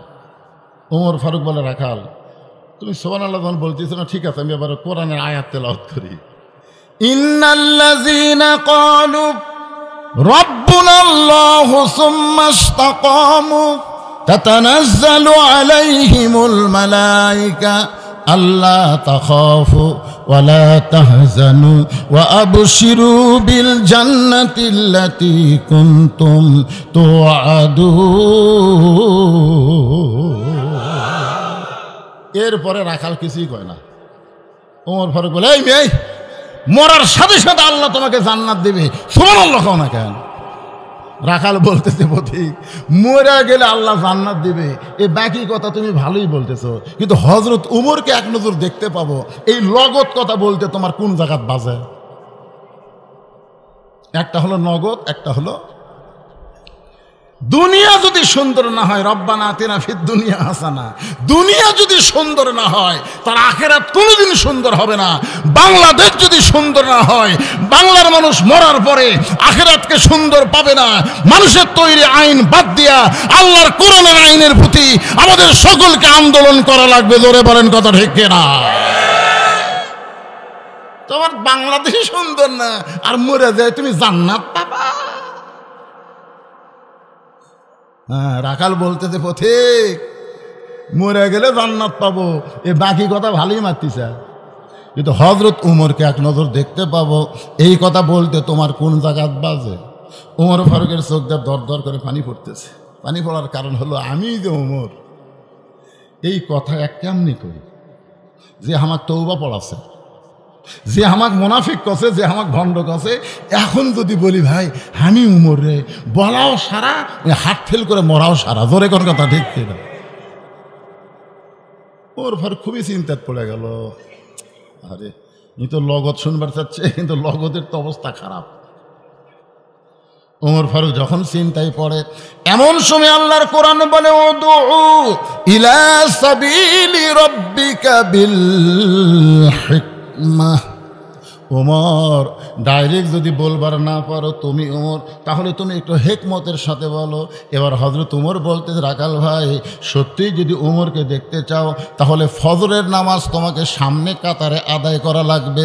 ফজরের নামাজ সামনে কাতারে যদি আদায় করতে পারো, মেহরাবের মধ্যে যেই মানুষটাকে দেখবা ইমামতি করতেছে, ওই মানুষটি হলেন হযরত উমর।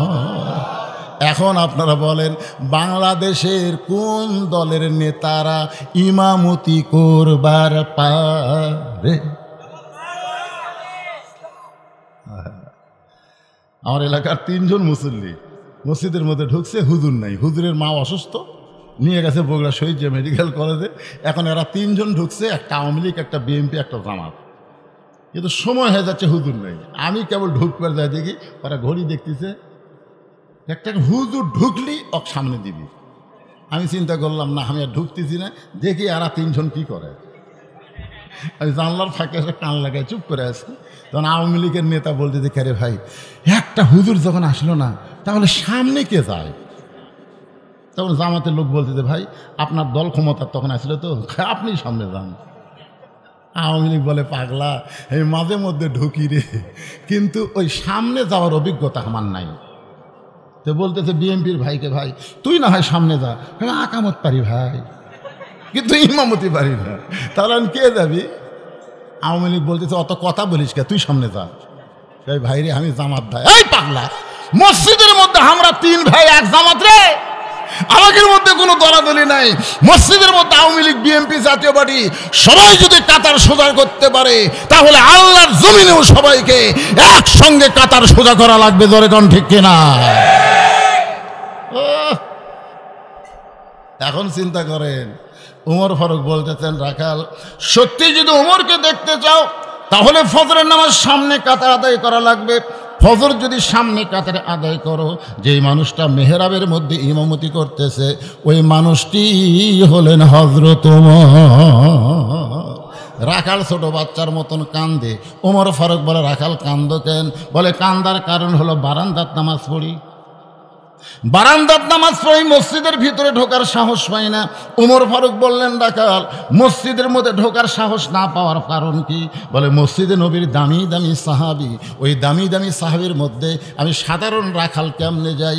উমর ফারুক বলে, রাখাল ভাই, মসজিদের মধ্যে দামি দামি আর তুমি কম দামি, এ কথা তোমাকে বুঝালো কে?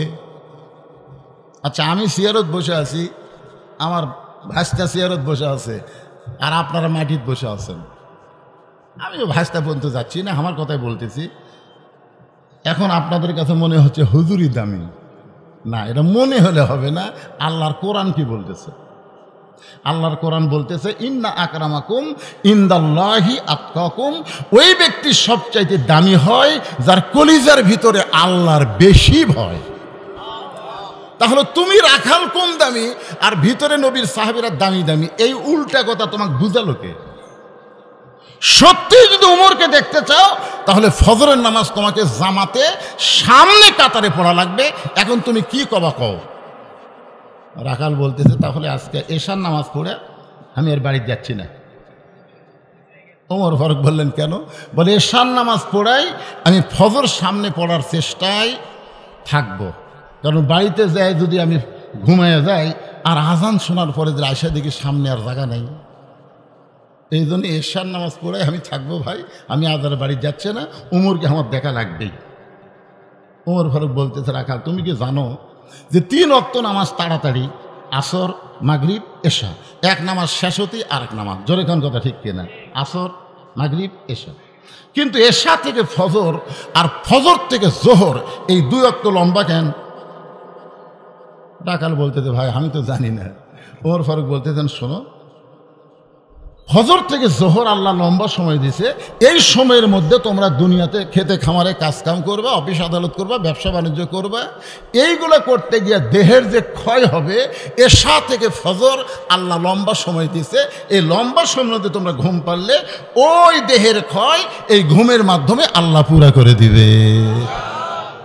তাহলে এশা থেকে ফজর যদি তুমি সামনে কাতারে ধরবার চাও আর তোমার চোখের যদি ঘুম ধরে তখন? রাখাল বলতে ঘুম যদি ধরি তাহলে মসজিদের মধ্যেই ঘুমাইয়া যাব। যেই বলছে মসজিদের মধ্যে ঘুমাবো, ওমর ফারুকের চেহারা রক্তের মতো লাল। এই মসজিদের মধ্যে ঘুম পাড়ার দলিল দে, তুই যে মসজিদে ঘুম পাড়বি তার একটা দলিল থাকা লাগবে না? কথা কন, দলিল থাকা লাগবে না? সবাই চলে গেছে, ওরা 3 জন 4 ফ্যান দিয়ে গল্প করতেছে। 3 জন মুসল্লি ফ্যান দিছে 4টে, 1-1 ঘন্টা হয় আর বাড়ির যায় না। কান্দের ফেরেশতারা বলতেছে আল্লাহ সবাই নামাজ পড়ে বাড়িতে গেল, ফাইদা খুদিয়াতি সালাহ ফান্তাশিরু ফিলার, সবাই নামাজ পড়ে বাড়িতে গেল, এরা 3 জনকে 4 ফ্যান দিয়ে গল্প করতেছে, এর কি রেজাল্ট কি? আল্লাহ বলতেছে এরা গল্প করার সময় মাথার উপর যে ফ্যান ঘুরিছে, এই ফ্যানের কারেন্টের বিল এই 3 জন আলাদাভাবে না দেওয়া পর্যন্ত এরা জান্নাতে যাওয়ার পারবে না, কারণ মসজিদ ওর বাপের ঘর না, ইচ্ছা মতো ফ্যান ঘুরে ভিতরে। কোন কথা ঠিক কিনা? আলুর দাম কমে গেল, পেঁয়াজের দাম কমে গেল, ইউনূস সরকার খুবই ভালো, এই গল্প তোরা ফ্যান দিয়ে ভিতরে করিস কারা? এই গল্প কর, বেড়া কর, ওদের পুড়ে কর, গর্ববোধ কর, দেখি গল্প কতক্ষণ পারিস। আল্লাহর বান্দার একটু মনোযোগ দিয়ে শুনবেন। রাখাল এতদিন নামাজ পড়েছে বারান্দায়, কিন্তু আজকে যাবে সামনে কাতারে। যেই মাত্র ফজরের আজান দিয়েছে, রাখাল দৌড়ে দৌড়ে সে মসজিদের দরজায়, ডান পা, ধরে বলেন কি পা? আপনি যখন মসজিদের মধ্যে ঢুকবেন তখন কিন্তু আপনাকে বামপন্থী হয়ে ঢোকা যাবে না, ডানপন্থী হয়ে ঢুকতে হবে। তো কি বলতেছেন? কি আল্লাহুম্মা ফতাহলি দোয়া জানেন না আপনারা? দোয়া জানেন না? কোন পা? আরো জোরে।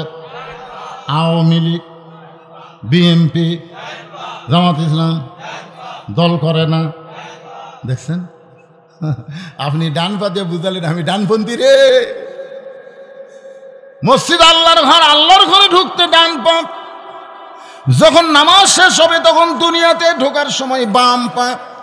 দুনিয়ার আইন যারা মানে তারা হলো বামপন্থী, আর আল্লাহর আইন যারা মানে তারা হলো ডানপন্থী। আর ডানপন্থী যারা হবে হাসরের ময়দানে ডান হাতে নেক আমল দেওয়া হবে, হাসতে হাসতে আল্লাহর 8টা জান্নাত তারা পেয়ে যাবে। এখন আপনারা ডানপন্থী হবেন না বামপন্থী?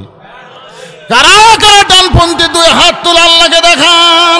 লিল্লাহি তাকবীর। তা আপনারা মসজিদে ঢোকেন কোন পায়ে? কি শিক্ষা পাচ্ছেন আপনারা?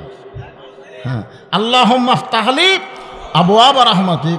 রাখাল এতদিন নামাজ পড়েছে বারান্দায়, আজকে নামাজ পড়বে সামনে কাতারে। এখন সামনে কাতারে যাওয়ার জন্য রাখাল যখন সামনের দিকে যায়, প্রত্যেকটা সাহাবী নড়ে সরে রাখালকে যাওয়ার রাস্তা করে দেয়। রাখাল চোখের পানি বের করে মনে মনে কয়, আল্লাহ, বারান্দা থাকতে মনে করেছিলাম এরা দামি, আর ভিতরে ঢুকে দেখতেছি আমিও যা এরাও তাই। আসলে ভিতরে না ঢুকলে বোঝা যাবে না।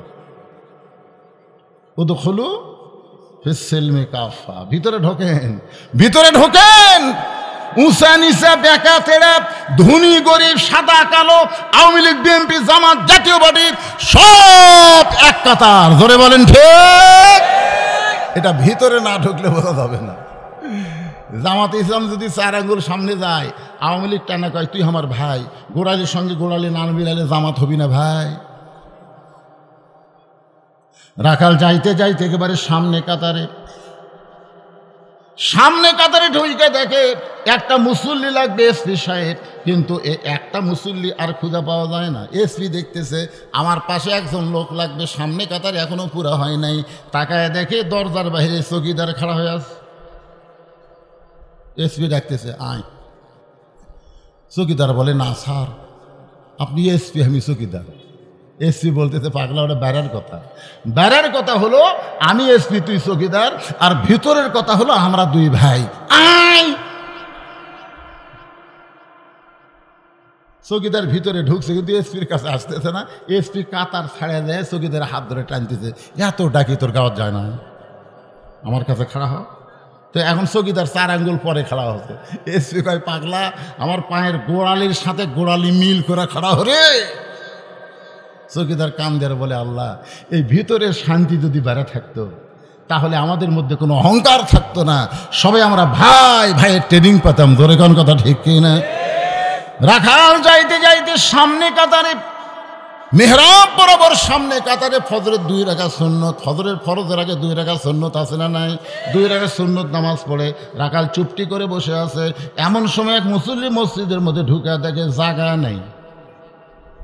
যেই মসজিদে মুসল্লি ঢুকে বলতেছে জায়গা নাই, ওই মুসল্লির নাম হলো ওসমান গনি।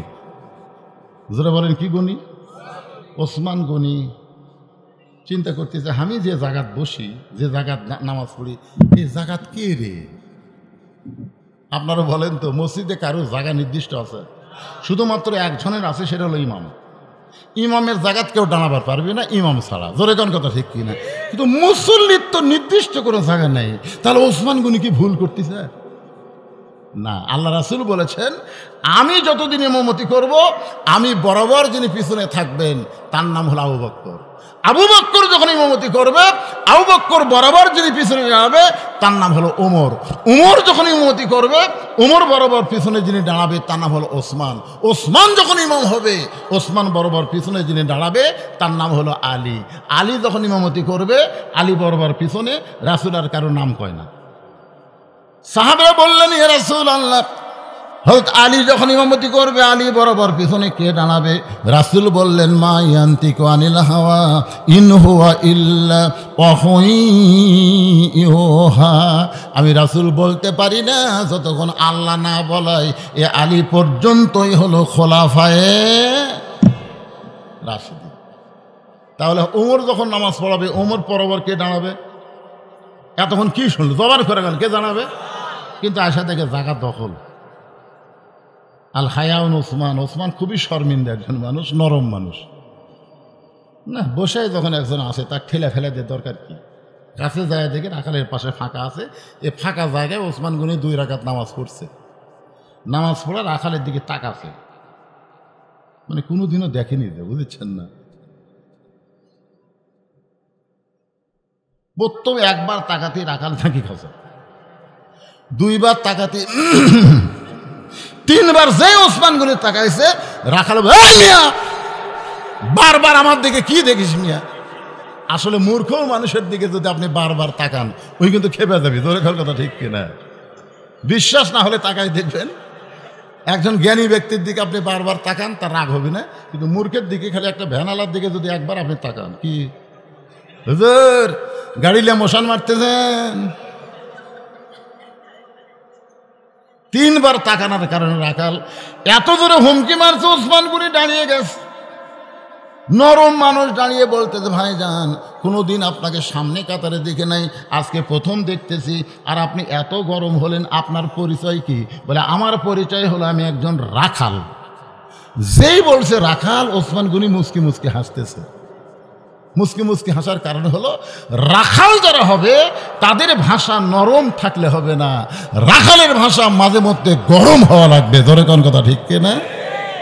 এই রাখাল আল্লাহ রাসূল বলেছেন প্রত্যেকটা অভিভাবককে আল্লাহ তাআলার পক্ষ থেকে দুনিয়াতে রাখালের দায়িত্ব দিয়ে প্রেরণ করা হয়েছে। প্রত্যেকটা অভিভাবক কিন্তু রাখালের দায়িত্ব আছে।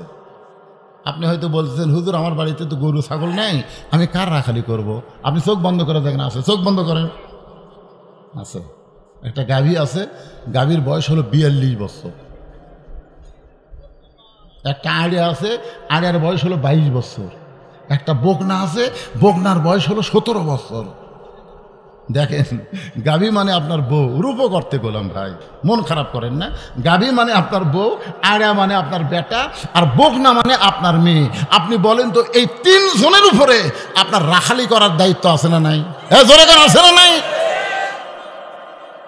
আপনি জোহরের নামাজ মসজিদে পড়েন, জোহরের নামাজ মসজিদে পড়ে বাড়িতে গেলেন, বাড়ির যা মাত্রই আপনার ম্যাডাম 3 তরকারি গরম ভাত আপনার সামনে দিল, আপনি দোয়া পড়তেছেন, আল্লাহুম্মা বারিক লানা ফিমা রাযাকতানা ওয়া কিনা আযাবান্নার, বিসমিল্লাহ বরকাতিল্লাহ বলে যখন খাবেন, তখন বিবেক বলতেছে, কে রে, তুই তো জোহরের নামাজ পড়ে এসে খাচ্ছিস, তোর বউ, তুই তো নামাজ পড়ে এসে ভাত ভালোই গিলতেছিস, তোর বউ। বিবেক, এটার নাম হলো জাগ্রত বিবেক। তখন খাওয়া বাদ দিয়ে বলতেছে, কে গো 3 তরকারি দিয়ে আমাকে ভাত দিলে, নামাজ? আমি গোসলই করিনি। নামাজের কথা শুনে গোসলই করিনি। তখন আপনি ভাত খাতে পারবেন? তখন রাখালি হচ্ছে, গোসল কর, নামাজ পড়, তারপরে ভাত খাবো। কোনো বেনামাজের হাতে আমি ভাত খাই না রে। খালি একবার বলে দেখেন, এই দৌড়ে গিয়ে গোসল করবে, নামাজ পড়ে এসে স্বামীকে বলবে এখন খান। তখন আপনি বলবেন ঠিক আছে দাও, চেয়ার পেতে বসো। বউ বলতেছে কেন? বলে 2 জন একসাথে বসবো। আল্লাহ কোরআনে বলেছে, হুন্না লিবাসুল লাকুম ওয়া আনতুম লিবাসুল লাহুন্না। আজকে এক থালি 2 জন, আমি খাবো, তোমাকেও খাওয়াবো, তুমি খাবে, আমাকেও খাওয়াবো। স্বামী স্ত্রী 2 জন মিলে যখন খাচ্ছে, ফেরেশতাকে আল্লাহ খবর কি বলে, স্বামী স্ত্রী দুটাই জান্নাতি। সুবহানাল্লাহ। কন্যাকে এশার নামাজ পড়ে আপনি বাড়ি ঢুকছেন, বাড়ি ঢুকে দেখতেছেন আপনার ঘরের মধ্যে থেকে হরি হরি হরি হরি লল হরি হরি হরি হরি লল। কে রে, আমি মুসলমান, এশার নামাজ পড়ে বাড়ি ঢুকলাম, আর আমার ঘরের মধ্যে হরি হরি হয় কে রে? আপনি ঘরের মধ্যে ঢুকে দেখেন আপনার গাভী, আপনার বউ স্টার জলসা দেখতেছে। আপনি কি রাখালি করবেন? রাখালি করার দরকার আছে না নাই? যাদের চ্যানেল দেখতেছিস, 400 বছরের বাবরি মসজিদ ভাঙ্গে এরা রাম মন্দির বানাচ্ছে। ভারতে বহু মন্দির বানানোর ফাঁকা জায়গা ছিল, কিন্তু ফাঁকা জায়গায় মন্দির না বানায়া মুসলমানের কলিজাত আগুন ধরায়া মসজিদ ভাঙ্গা রাম মন্দির বানাচ্ছে। এই ভারতের কোন চ্যানেল মুসলমানের ঘরে চলতে দেওয়া যাবে না। জোরে বলেন কথা ঠিক কিনা? আপনার বউ কান্দের কয়, ওরা আমাকে মসজিদ ভাঙ্গে মন্দির বানাচ্ছে, এ কথা আগে কবেন না। তওবা করলাম, আজ থেকে ভারতের কোন চ্যানেল দেখবো না। কি রাখালি করার দরকার আছে না? না, হ্যাঁ, এই তো গেল বইয়ের রাখালি। আড়া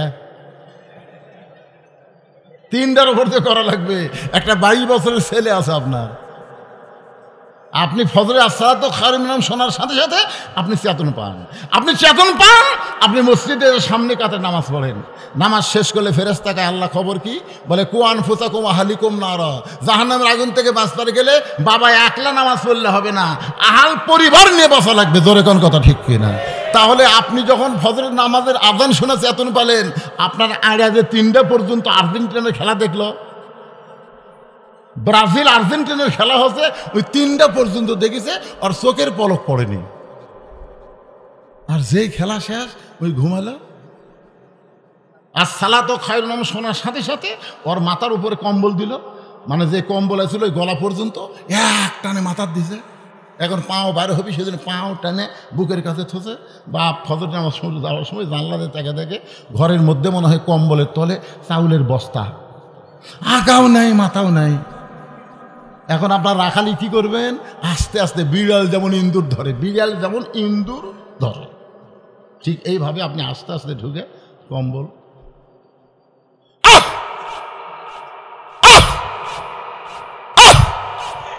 তিনবার করলে ছেলে কি আব্বা কি হয়েছে আপনার, আপনি এরকম সকালবেলা সাইড থেকে কুত্তা যেমন শুয়ে থাকে, তুই আমার সন্তান হয়ে ল্যাপের মধ্যে কম্বলের মধ্যে কুত্তার আমল করতেছিস, আর সালাতু খায়রুন নাওম তোর কানর ঢোকেনি। এই 3টা পর্যন্ত ইহুদি খ্রিস্টানের খেলা দেখিস আর মুসলমানের মুয়াজ্জিন আজান দেয়, তুই কুত্তার মতন ঘুম পাড়িস। ওঠ ওঠ, না উঠলে চাপা ভাঙ্গে ফেলা দেবো। ওঠ ওঠ। ছেলেকে করে উদু টুদু করে নামাজ পড়াছেন। আল্লাহ কয়, ফেরেশতাকে আল্লাহ খবর কি কয়, বাপ বেটা দুটোই জান্নাতি। ধরে কোন সুবহানাল্লাহ। আহা, 17 বছরের বকনা। এখন আপনারা সিদ্ধান্ত নেন, আপনার এই 17 বছরের মেয়েটাকে আপনি কি করবেন? ফাতেমা তৈরি করবেন না পরিমণি করবেন? সিদ্ধান্ত নেওয়া লাগবে বাবাদেরকে। আপনাদের মেয়েদেরকে আপনার কি বানাবেন, ফাতেমা না পরিমণি? ফাতেমা যদি বানাবার চান তাহলে শোনেন, আল্লাহ নবী ঘরের মধ্যে ঢুকে ফাতেমার হাতটা চেপে ধরে বললেন, ফাতেমা তুমি কি কখনো মনে করো মা যে তোমার বাবা বিশ্ব নবী বলে তুমি জান্নাতে হবে? ফাতেমা বলে, বাবা আমি সব সময় মনে করি আমার বাবা হলো নবীদের নবী, আমার বাবা হলো বিশ্ব নবী, আর বিশ্ব নবীর মেয়ে হওয়ার খাতিরে আল্লাহ পাক আমাকে জান্নাত দিবে। রাসূল বলে, ফাতেমা এই চিন্তা বড় ভুল মা, এই চিন্তা বড় ভুল। তোমার বাবা বিশ্ব নবী হওয়ার কারণে আল্লাহ তোমাকে জান্নাত দিবে না। জান্নাতে যদি যাবার চাও তাহলে জান্নাতের আমল করে তোমাকে জান্নাতে যেতে হবে। নবী আমার ঘরের মধ্যে ঢুকে দেখেন 9 বৎসরের ফাতেমা, মাত্র 9 বৎসরের ফাতেমা, হাতের মধ্যে 2টা চুড়ি দিয়া মুচকি মুচকি হাসতেছেন, হাতের মধ্যে চুরি দিয়ে মুচকি মুচকি হাসতেছেন। নবী আর ঘরের মধ্যে ঢুকলেন না, নবী ঘর থেকে বাইরে গেলেন। নবী যখন ঘর থেকে বাইরে যায়, ফাতেমা চমকে গেল, যেই বাবা ঘরের মধ্যে ঢুকে আমাকে মা মা বলে আদর করে, আজকে সেই বাবা কেন ঘর থেকে বাইরে যায়? বারান্দায় গিয়ে দেখে নবীর চোখ দিয়ে দর দর করে পানি পড়তেছে। ফাতেমা বলে, বাবা কি দুঃখ আপনার মনে, এমন করে কেন কাঁদতেছেন? রাসূল বলে, ফাতেমা যে দুনিয়াতে সাজবে মা, আল্লাহ তার আখিরাতের শ্বাস কমায় দেবে। সঙ্গে সঙ্গে ফাতেমা হাতের 2টা চুড়ি খুলে মাটির ফাইলা দিলেন। নবী দৌড়ে গিয়ে ওই চুড়ি 2টা কুড়ে জামার পকেটের মধ্যে ঢুকাইলেন। ফাতেমা বলে, বাবা যেই চুড়ি হাতে দেওয়ার কারণে আপনি ঘর থেকে বাইরে বারান্দাত কানলেন, আর সেই চুড়ি ফাইলা দিলাম কেন করে পকেটে ঢুকাইলেন? রাসূল বলে, ফাতেমা রে এই চুড়ি আমি যত্ন করে রাখবো মা, শুধু চুড়ি না, একদিন তোর কানে কানফুল পরায় দেব, একদিন তোর নাকে নাকফুল পরায় দেব, একদিন তোর গলাত মালা পরায় দেব। ফাতেমা বলে, বাবা কবে কবে? আল্লাহ নবী বললেন, যেদিন তোমার বিবাহ হবে। ও ফাতেমা, মেয়েরা কেবলমাত্র একটা ব্যক্তির জন্য সাজতে পারবে মা, সেই ব্যক্তি হলো তার স্বামী। স্বামী ছাড়া অন্য কোনো পুরুষের জন্যে নারীদের সাজা জায়েজ না। মেয়েরা কেবলমাত্র এক ব্যক্তির জন্য সাজতে পারবে, সেই ব্যক্তির নাম কি? আরো জোরে গান। স্বামী ছাড়া অন্য কারো জন্য সাজা যাবে না। হ্যাঁ, ওসমান গনি মুসকি মুসকি হাসা বসে বলতেছে, ভাই বুঝতে পারছি তুমি রাখাল দেখে গরম হচ্ছে। আচ্ছা তোমার দিকে আমি 3বার তাকাছি, কারণ কে জানো? তুমি যে খালি গরম হয়ে গেলে। আমি ওসমান, আমি যে তোমার দিকে 3বার তাকাছি তুমি জানো, কারণ হলো কোনোদিন তোমাকে দেখিনি, আজকে প্রথম দেখতেছি সামনে কাতারে, এই জন্য 3বার দেখছি। ভাই রাখাল বলতে থেকে আমাকে দেখা লাগবে কে? আমি বারান্দার নামাজ পড়ি, আমি কি সামনে কাতারে আসি? তাই আমি বারান্দার নামাজ পড়ি, আজকে সামনে কাতারে আসছি খালি দেখার জন্যে। দেখা হয়ে গেলি চলে যাবো, আমার কি ঠেকা? বারান্দাত নামাজ পড়ার মধ্যে যে মজা আছে মসজিদের মধ্যে সেই মজা নাই। বারান্দাত শেষে এসে আগে যাওয়া যায়, ধরে কোন ঠিক কিনা? যারা বারান্দাত মজা পাচ্ছে এরা কোনোদিন ভিতরে ঢুকবে না। কতগুলো মুসল্লি দেখবেন ওদের ধান্দাই হলো শেষে আসবি আগে যাবি, আসার সময় পুরাতন স্যান্ডেল পাঁত দিয়ে আসবি, যাওয়ার সময় নতুন পাঁত দিয়ে যাবি। ধরা পড়লি কবি বদল হচ্ছে ভাই, বদল হচ্ছে ভাই, বদলের সাইজ নাই। তুই নতুন থুইয়া কোনোদিন তো পুরাতন পাঁত দিলি না। একটু মনোযোগ দিয়ে শোনেন। রাখাল বলতেছে দেখা হলে আমি চলে যাব, দেখা হলে আমি চলে যাব। ওসমান গনি বলতেছে ভাইজান আপনি দেখতে পাবেন তার গ্যারান্টি কি? রাখাল বলতেছে আমার চোখের পাওয়ার ভালো আছে। ওসমান কান্দরে বলেন রাখাল ভাই আজ কয়েক বছর হলে সামনে কাতারে নামাজ পড়ি, এখন পর্যন্ত আমার দেখা ভাগ্যে হয় নাই, এখন পর্যন্ত আমার দেখা ভাগ্যে হয় নাই। রাখাল কি কইলেন? হচ্ছে কয়েক বছর হলে সামনে কাতারে নামাজ পড়ি, এখন পর্যন্ত আমার দেখার ভাগ্য হয়নি। কারণ রাখাল দেখতে চায় হযরত উমরকে, আর ওসমান গনি দেখতে চায় নামাজের মালিক আল্লাহকে। ধরে কোন সুবহানাল্লাহ। বুখারী শরীফের হাদিস আনতা আবুদুল্লাহ কান্নাকা তারাহু ফাইনলাম তাকুন তারাহু ফাইন্নাহু ইয়ারাকা। কেউ যখন আল্লাহর ইবাদতের মধ্যে শামিল হয়, ইবাদতের মালিক আল্লাহকে দেখতে পায়। আল্লাহ যদি দেখা সম্ভব না হয় আল্লাহ তাকে দেখতেছে, এ বিশ্বাস তার কলিজার মধ্যে ঢুকে যায়। ধরে কোন সুবহানাল্লাহ। তাহলে রাখাল দেখতে চায় কাকে?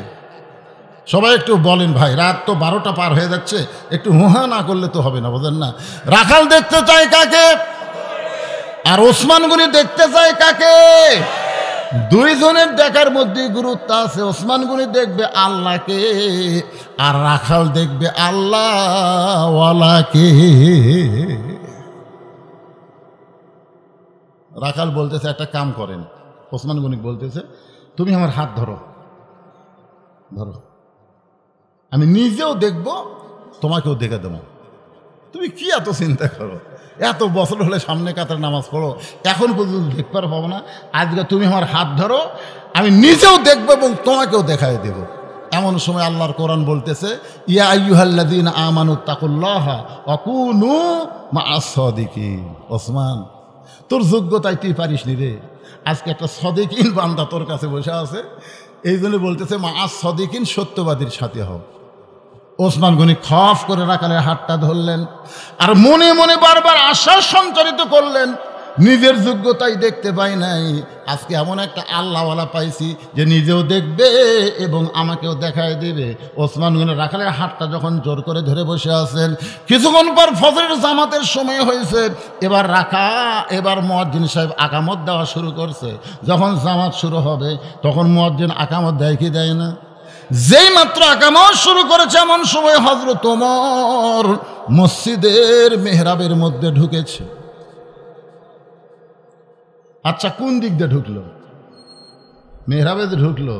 আমাদের বর্তমানে ইমাম সাহেবরা মেহরাবে ঢোকে মসজিদের দরজা দিয়ে, কিন্তু আল্লাহর কোরআন দিয়ে যখন রাষ্ট্র চলবে প্রত্যেকটা মসজিদের খতিব হবে ওই এলাকার একটা নেতা। জোরে কোন কথা ঠিক কিনা? এই জন্য মেহরাব বরাবর ছোট্ট একটা রেস্টরুম থাকবে, ওই রেস্টরুমের মধ্যে এসে নেতা রেস্ট করবে। যেই মুয়াজ্জিন আকামত দিবে তখন ওই মেহরাবের একটা ছোট্ট দরজা থাকবে, ওই দরজা দিয়ে এসে ইমাম সাহেব নেতা সাহেব মেহরাবের মধ্যে ঢুকবে। মুয়াজ্জিন যে আকামত দিয়েছে এমন সময় হযরত ওমর মেহরাবের মধ্যে ঢুকছে। ওসমান গনি রাখালের হাত ধরে আছে, আর রাখাল বাম হাতে খালি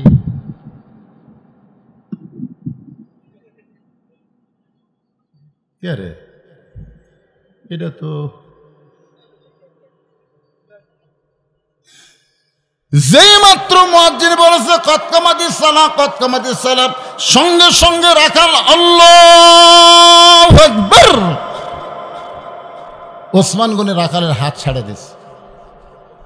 হাত ছাড়া দিয়ে বলতেছে ভাইজান ইমাম সাহেব ভুল করলে মানুষ লোকমা দেয়, আর এখনো মুয়াজ্জিনের আকামতই শেষ হয় নাই, আর তুমি আল্লাহু আকবার লোকমা দিলে। রাখাল বলতেছে এই জন্যই তো তুই কানা, এই জন্যই এত বছর হলে সামনে কাতারে নামাজ পড়িস, এখন পর্যন্ত দেখতে পাস না। দ্বিতীয় কাতারে একজন সাহাবী ছিল, সে দৌড়ে এসে রাখালের হাতটা খপ করে ধরে বলতে এই পাগল, এই তোকে সামনে কাতারে দেখার পর থেকে আমার সন্দেহ হয়ে গেছে যেই লোকটা তখন তোর হাত ধরেছিল, যাকে তুই কানা কানা বলে তিরস্কার করতেছিস, এই মহান ব্যক্তিকে তুই চিনিস? রাখাল বলতেছে আমি বারান্দাত নামাজ পড়ি, আমি ভিতরের কাউকে চিনি না। সাহাবী চোখের পানি বের করে বলে, পাগল, যেই মানুষটা তখন তোর হাতটা ধরেছিল, ওই যে মানুষটারে তুই কানা কানা বলে তিরস্কার করলি, ওই মানুষটা হলো আল্লাহর নবীর ডবল জামাই ওসমান গনি। ওসমান গনি। আল্লাহ রাসূল বললেন, ওসমান, আল্লাহ তোমাকে কত সম্পদ দিছে, তুমি কি তার হিসাব দিবার পারবা? ওসমান গনি বলতেছে, ইয়া রাসূলুল্লাহ, হিসাব তো একটা আছেই, কারণ যতই সম্পদ থাক হিসাব যদি না থাকে তাহলে জাকাত কেমনে দিবে? এই জন্য জাকাত দেওয়ার কারণে সম্পদের হিসাব রাখা লাগবেই। জোরে কোন কথা ঠিক কিনা? তো রাসূল মনে করতেছে এত সম্পদ আল্লাহ ওসমানকে দিছে, ওসমান তোমার কি হিসাব আছে? বলে, হুজুর একটা হিসাব আছে, সেটা হলো আল্লাহ আমাকে যত সম্পদ দিছে এই সম্পদ রাখার জন্য আমি অনেকগুলো গুদাম করছি। গুদাম বুঝেন তো? গুদামে তালা দিয়া চাবি টানার জন্যে একটা উট হিমশিম খায়।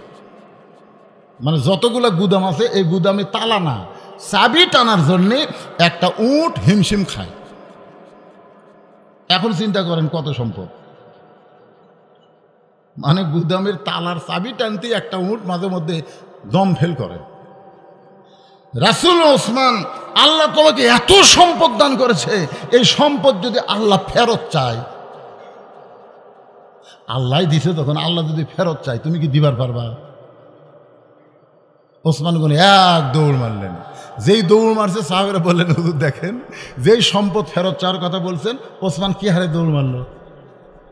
রাসূল বললেন, ইয়ানজুরু বিনুরিল্লাহ, খালি দৌড় দেখলে না, তোমরা একটু খেয়াল করে একটু ধৈর্য ধরো। কিছুক্ষণ পরে ওসমান গনি যেই উট ওই চাবি টানে, ওই উটটাকে নবীর কাছে নিয়ে এসে রশি সহ উটটা নবীকে দিয়ে বললেন, হুজুর, শুধু অর্থ না, গুদাম না, তালা না, চাবি না, উটটাও আল্লাহকে দিয়ে দিলাম। রাসূল ওসমান সবই যদি আল্লাহকে দিলে, তাহলে তোমার সঙ্গে কি, তোমার জন্য কি রাখলা? ওসমান গনি বলতেছে, আমার কাছে লা ইলাহা ইল্লাল্লাহ মুহাম্মদ রাসূলুল্লাহ থাকলেই যথেষ্ট। এখন আপনাকে আল্লাহ যে সম্পদ দিছে, যদি আল্লাহ কোনো সময় কয়, এই আমার দেওয়া সম্পদ আমাকে ফেরত দাও, আপনার দিবেন? দিবেন? মসজিদে একটা কৌটা যায় না, আপনাকে মসজিদে কৌটা যায় না, পকেটে কিন্তু 500 টাকা আছে, 200 টাকা আছে, 100 টাকা আছে, খালি 10 টাকা নাই। 100 আছে, 500 আছে, 200 আছে, 10 টাকা নেই। তখন এত জোরে ঠেলা মারছে, 3 জন পার হয়ে গেছে। ওরা 3 জন এখন বলতেছে, যাক আল্লাহ তো গ্রহণ করুক রে।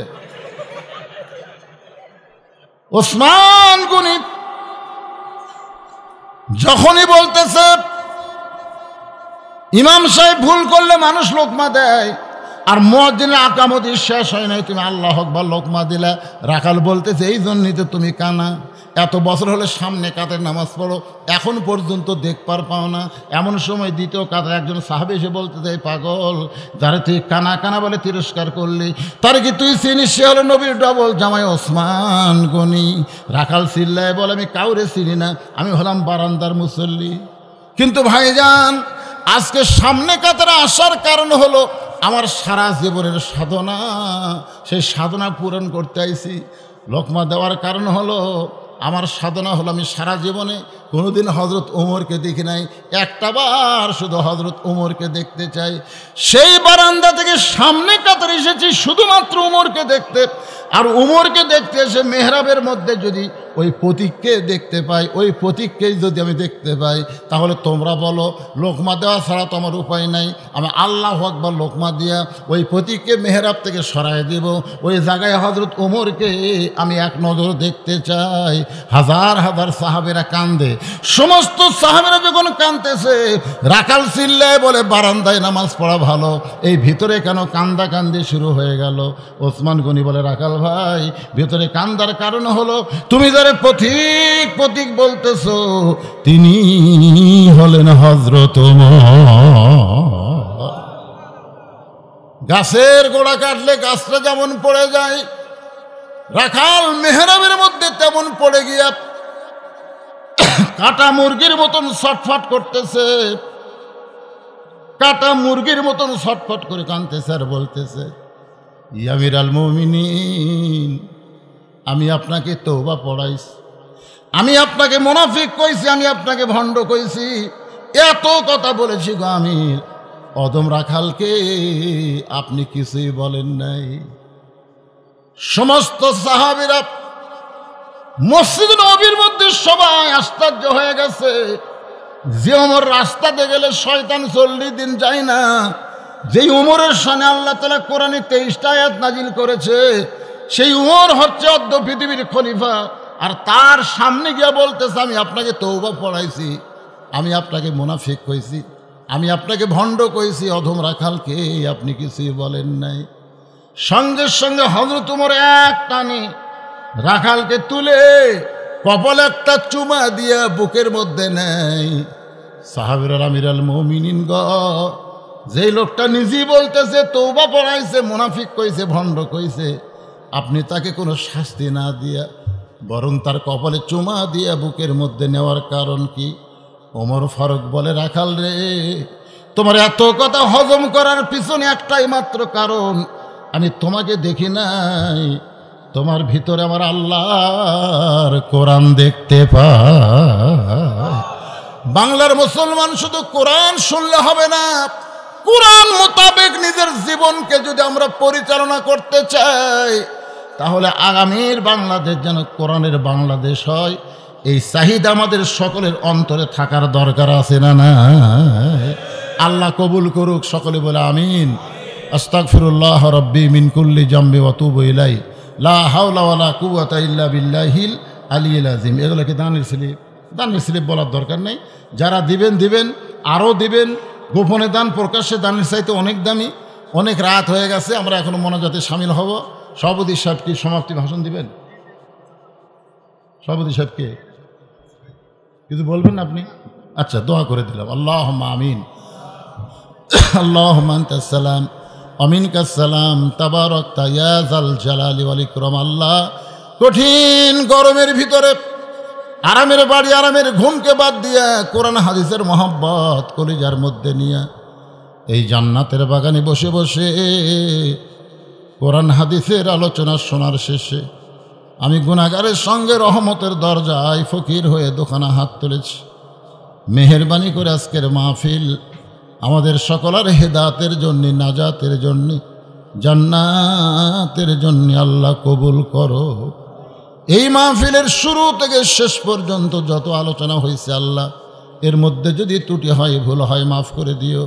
এর যা হাদিয়া মঞ্জুর করো সোনার মদিনায় নবী পাকের রওজা মুবারকে আল্লাহ কবুল করো।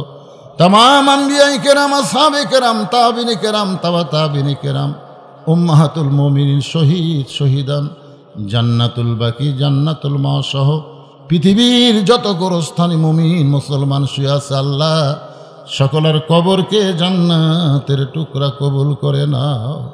আল্লাহ, আমরা যারা হাত তুলেছি, আমাদের মা বাবা যাদের কবরে চলে গেছে, রব্বির হামহুমা কামা রব্বায়ানি সগীরা, আল্লাহ বাবার কবরকে জান্নাতের টুকরা বানিয়ে দাও। আমাদের দাদা দাদি, নানা নানি, আত্মীয় স্বজন, শ্বশুর শাশুড়ি যাদের কবরে গেছে আল্লাহ মাফ করে দাও। এই মাদ্রাসাকে কিয়ামত পর্যন্ত কবুল করো। এই মাদ্রাসার জন্য নগদে বাকিতে যারা দান করেছে আল্লাহ সব দানগুলো জান্নাতের বিনিময়ে কবুল করো। আগামী শনিবার থেকে মাদ্রাসায় ছাত্র ভর্তি হবে আল্লাহ।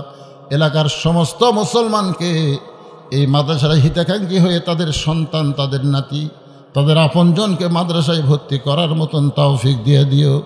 আয় আল্লাহ তাআলা, আমার ভাতিজা শফিউল ইসলাম কণ্ঠ বসে গেছে, খুব কষ্ট করে কথাগুলো বলল। দোয়া করে আমরা সকলে মিলে আল্লাহ তার কণ্ঠর সুরশক্তিকে ফিরিয়ে দাও।